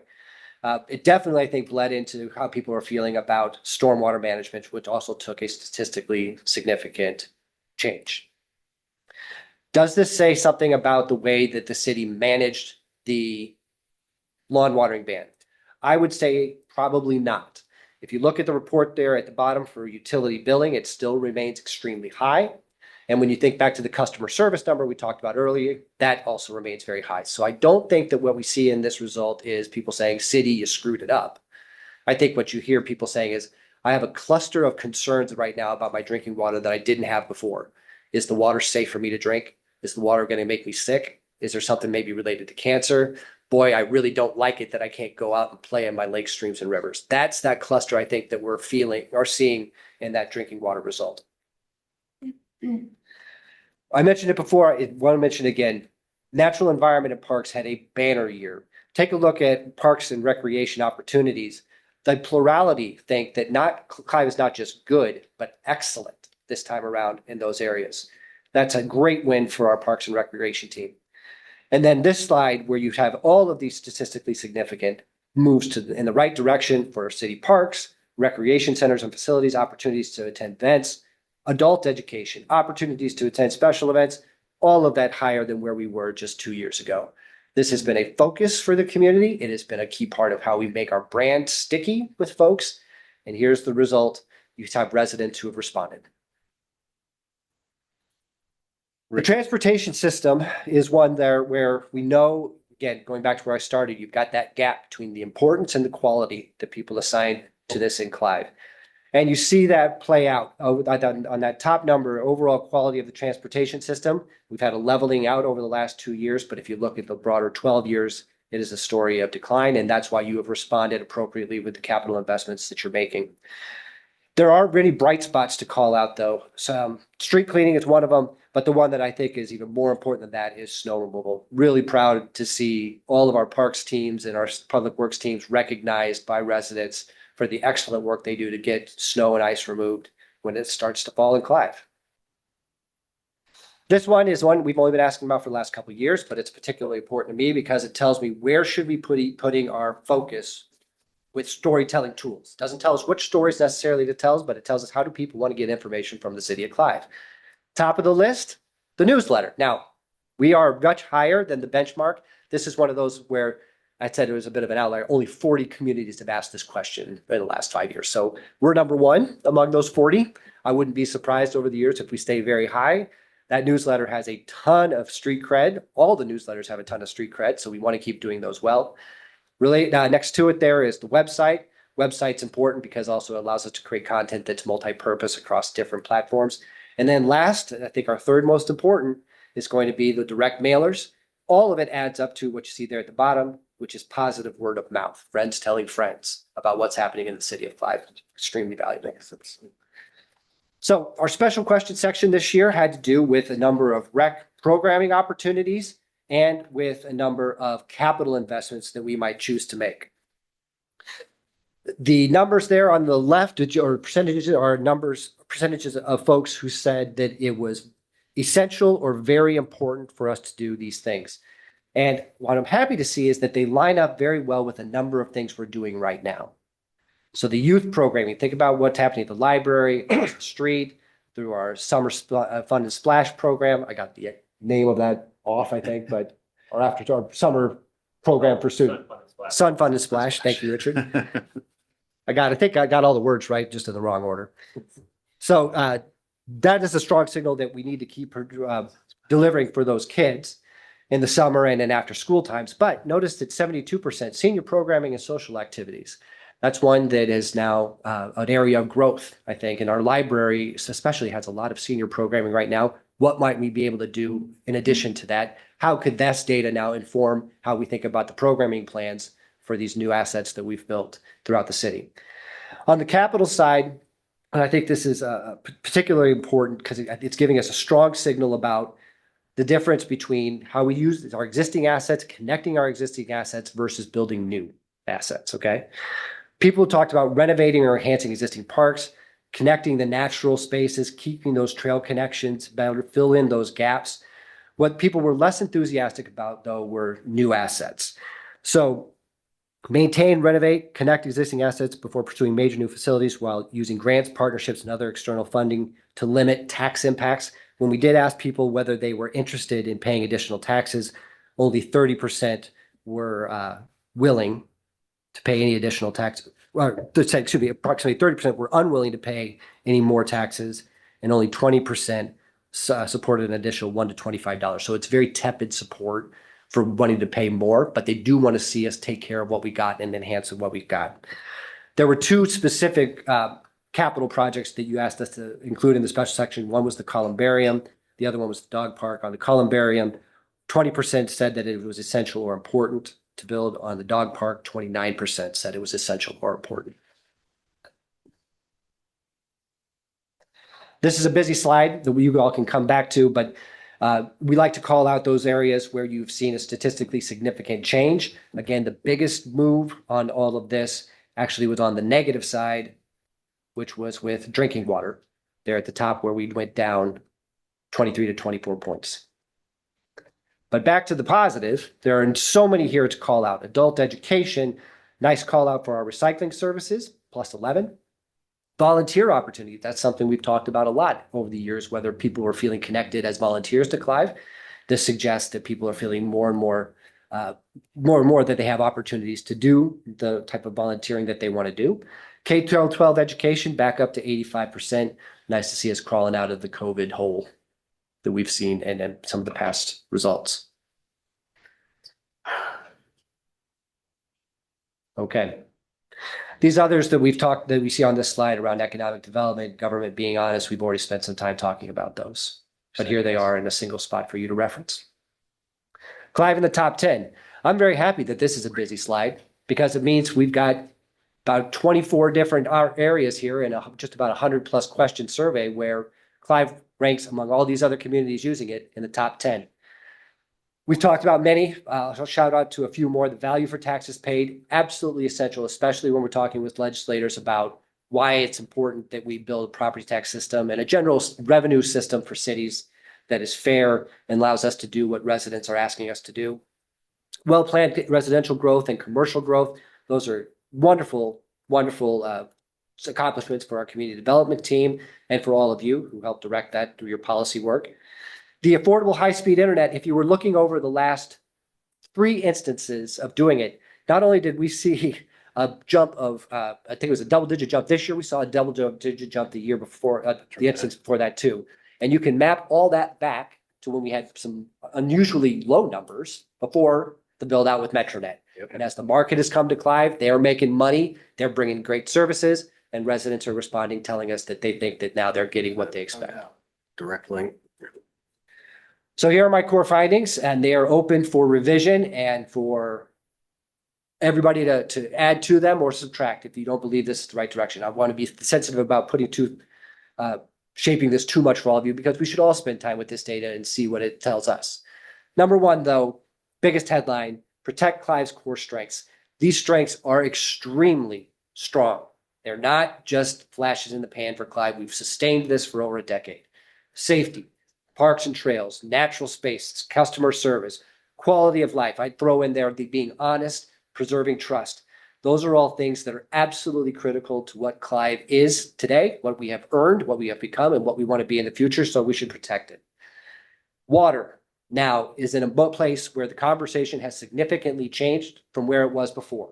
And that gives us an opportunity to leverage that energy into a good Clive specific story about our water, not just the drinking water, but it's also building further when we talk about water amenities like this wetland walk, or when we're talking about the Greenbelt Trail. Also talking about the way that we want to do stormwater in a smart way moving forward. This is about as basic as it gets. People care about safety. They also care about their health. If they feel like the water is not contributing to them being able to live in a healthy way, Clive's going to have some challenges. The whole region is going to have some challenges. And we see that playing out most immediately kind of right now in our political discourse. It's been amazing to see how quickly the tenor of the conversation has changed. Parks and planning around stewardship, access, and outside funding. The residents prioritize renovating, maintaining, and connecting the existing assets, but they have a limited appetite for more taxes or new amenities. So as we were talking about this in staff meeting today, we do have a lot of capital projects identified for parks around the metro, around the city. There are some, when we look at by neighborhood, there are some that feel like actually they've got everything they want right now for parks, the 4th and the 5th, where they've got all the connectivity down to the trail. They've got their pocket parks up in the neighborhoods. They'd like to see some investments, but when you look at their interest in new or improving to existing, they're less interested. But when you look at the 1st and the 6th and the 7th, they'll tell you, we want to see that trail access getting back into our neighborhoods. They want it to get there soon, right? So being sensitive to that variability, putting the resources then where the residents are saying they want to see those enhancements can give us some opportunities, I think, to be more strategic with those parks investments. But that is definitely a policy question that will need to come to all of you as you think about where those capital expenditures should go. Finally, treat affordability and mobility as emerging long-term challenges. I think we could say mobility is actually a challenge right now. The affordability one is pointing to some of that economic concern that folks have in that bigger national conversation about people being concerned about affordability. We've been resilient to that thus far, but it was one that is always at our doorstep and one that we'll need to be able to respond to because it could quickly undermine the overall quality of life rating here in Clive. But we've got ways, I think, to respond to that. And with that, I would be happy to answer questions. Great job, Pete. Great news. Any I guess com- I would just add on that core findings that I'm still somewhat intrigued by the District 6 and 7 results. And, you know, is there something that we should be looking at to try to help mitigate that? And maybe it's the new resident welcome packet. I don't know. Not that we should spend a lot of money or anything, but I do think that that's one of those core findings that I think maybe we probably want to look into a little bit more. Yeah, we've got a couple of opportunities too, Councilman. Alice's Road, and Warrior Lane to the corporate limits with Urbandale with the Greenbelt Trail. Those are a couple of things that have really been beat up over the last few years. And as we keep improving there, bringing those amenities online, improving that transportation corridor and some of the commercial development that will happen along with it, that could be an And opportunity. let's not forget the trail system as well. That is, as we continue to connectivity and expand that. In addition, as we develop that last Northwest Park out there, that's kind of a missing piece in that whole District 7. So there's some things that are on the books, just haven't been developed yet. Exactly. But that's surprising. I'm wondering, do we know on average the demographic of who did respond? I'm really disappointed in the drop off from, it's a 25% decrease from 2020 to 2026. Yep, we And I'm reminding myself it's 388 households. So that's better than 388 people. But I'm personally just wondering how much stock to put into it with such a limited response. It's disappointing to me. So the actual change over time in respondents.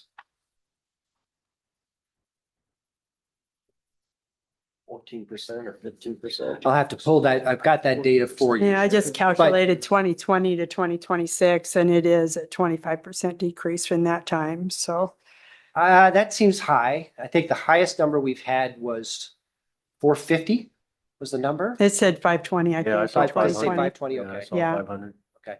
So I'm happy to talk with the Polco folks about whether they think there's something unique about the Clive response here, or if they think this is more consistent with national trends. My hunch, based on what we talked about with them last year, is that this is a continuation of national trend. That's kind of my guess too. So Yep. I'm wondering, So do how we do do we? it less often as a result? What is it telling us? I thought actually one of the bigger takeaways was the need for senior programming. Yep. And so I'm real interested in knowing just what are we doing in that arena. So that was interesting, but it made me think, was it a skewed higher, older demographic responding, for example? So when you go to look at the first pages of the actual report, Yeah. they that's show true. you on page 3 what the unweighted and weighted and target numbers were for all the demographic groups. So that's going to tell you how many people in those different categories actually responded and then how they weighted them to get something that was more representative with the entire population of the city. To your question about households versus individuals, they do ask the youngest person in the household to fill it out. So we're not necessarily aggregating the entire household's opinion on this. We're still just getting one person in the household's opinion. We do, when you look at the numbers, especially by age, we do get an overweight with 55 plus respondents, which then has to be weighted down to 39%. That's consistent with what we've historically seen too, that older folks are responding. The other thing, and I shared this earlier in the year, it is as wonderful and as positive these numbers are, start by being humble. There are a lot of things about the demographics in Clive that already make us predisposed to be a community that has higher levels of trust. We're older, households tend to be higher income. Those are just a couple examples of things that when they look at all of the trends nationally, if you've got those kind of factors, you tend to have folks who are generally more trusting and more confident about where their local government's at. That said, you could screw it up really easily, and there are plenty of communities that look like Clive that screw it up and don't get anywhere near these numbers. We are very careful about not screwing it up. The overall good results, Pete, and it'd be interesting to dive a little deeper into some of these percentages and numbers on that too. Some good results and some things we need to work on. So that's pretty typical. Yep, exactly. Thanks again, Pete. Any other comments? Good job. Thank you. Well, Your Honor, too, if I could just chime in again, the timing of this very intentional, right? Just to make sure we get this data in front of you as you go into strategic planning next week. Thanks, Matt. Matthew, any correspondence? Matt, if you're ready, we'll start on your end while Pete gets to his. Yeah, happy to. I know a number of you there, the back to school bash last Friday and the Lenan Park ribbon cutting. Successful event. We just going through the line of the resources, we had over 700 families and kiddos go through that line, which if you add on to some of the other attendees of the event, we were well over 700. So that was great turnout on a slightly warm day, but the weather cooperated with us and the splash pad was very popular. So again, I think the third annual back to school bash, and it was we're just kind of building and building on that. I know that was discussed earlier in terms of signature events. Also wanted to mention that we do have strategic planning next week. You will start to see a few items that I'll share with you in my weekly update tomorrow, just to kind of get the juices flowing on some my strategic issue memos for you to review and some additional materials. But we'll start in earnest on Monday afternoon in here in the council chambers, and we'll have it all set up as we did last year. So looking forward, and Lyle will be here, and it'll be a busy week, but very beneficial to the city to look at, the data that was just shared with you and the survey results, and then how that'll inform the future for the city of Clive in the next 12 to 18 months. And then lastly, just the staff, we're already kind of gearing up just to keep an eye on what might happen in the next 24 hours in terms of rainfall. So we are under a flood watch. Most of the state of Iowa is, actually 2/3 of the state of Iowa is. Over the next 24 to 48 hours, it actually goes into Saturday morning, 10 a.m. So we had a little over 2-inch shot this morning, which definitely popped the creek, and it's on its way down, but I don't think it's going to get all the way down until overnight, and we might start having some rain. So hopefully we're not having flood operations, but we are geared up and ready to go on tomorrow morning if that's going to be needed. So that's all I have, Your Honor, unless there's any questions. Any questions for Matt? Thank you, Matt. Anything legal? No, Your Honor. Great. Yeah, I attended the Lenan ribbon cutting and the back to school bash. Great things to say there. And like I said earlier, went by Lenan Park tonight and it was packed. So Richard could program not a single thing, I think, for the next year, and that place would be full every single day. So it's definitely getting its use. Also related to use, I was out on the bike trail at 9 a.m. Saturday, right after it opened. People were ecstatic. They were stopping to take pictures. People were FaceTiming, letting their friends know. It was very well received, and people were very thankful it was back open. So I wanted to pass that along. Totally agree. Thank you, Brady. Nothing tonight. Eric. MAC meeting met and the discussion was on e-bikes and e-motos and Chief, thanks for attending with that too. I thought it was a good, robust discussion on the ordinance we passed and others as well, and how that's a model for other communities. Had a chance for other communities that weren't on board yet, but we're talking about it. So encouraging that type of regional collaboration on an ordinance that really affects all the communities here in the metro area. So that's it, Mayor. Thank you. And Ted. Councilmember Klein, if I could add in, we did get a reach out from West Des Moines, and they are looking at our ordinance specifically and are leaning towards closer to mirroring our ordinance for their own consideration. Great news. Thank you. Of course they should. They should. They should. Yeah. I have nothing tonight. A model. Nothing tonight. Any, On the bike trail, we still do have a few stray detour signs that are out there floating around that need to come down. We're working on getting that taken care of. We'll be sharing all of our survey data on the website, including a couple of key assets for y'all. I run some reports in Tableau that help you look at some of these demographic differences more easily. And so I will put links to that on what we put on the website, but you will also be able to go directly to the Tableau site yourself and play with the data.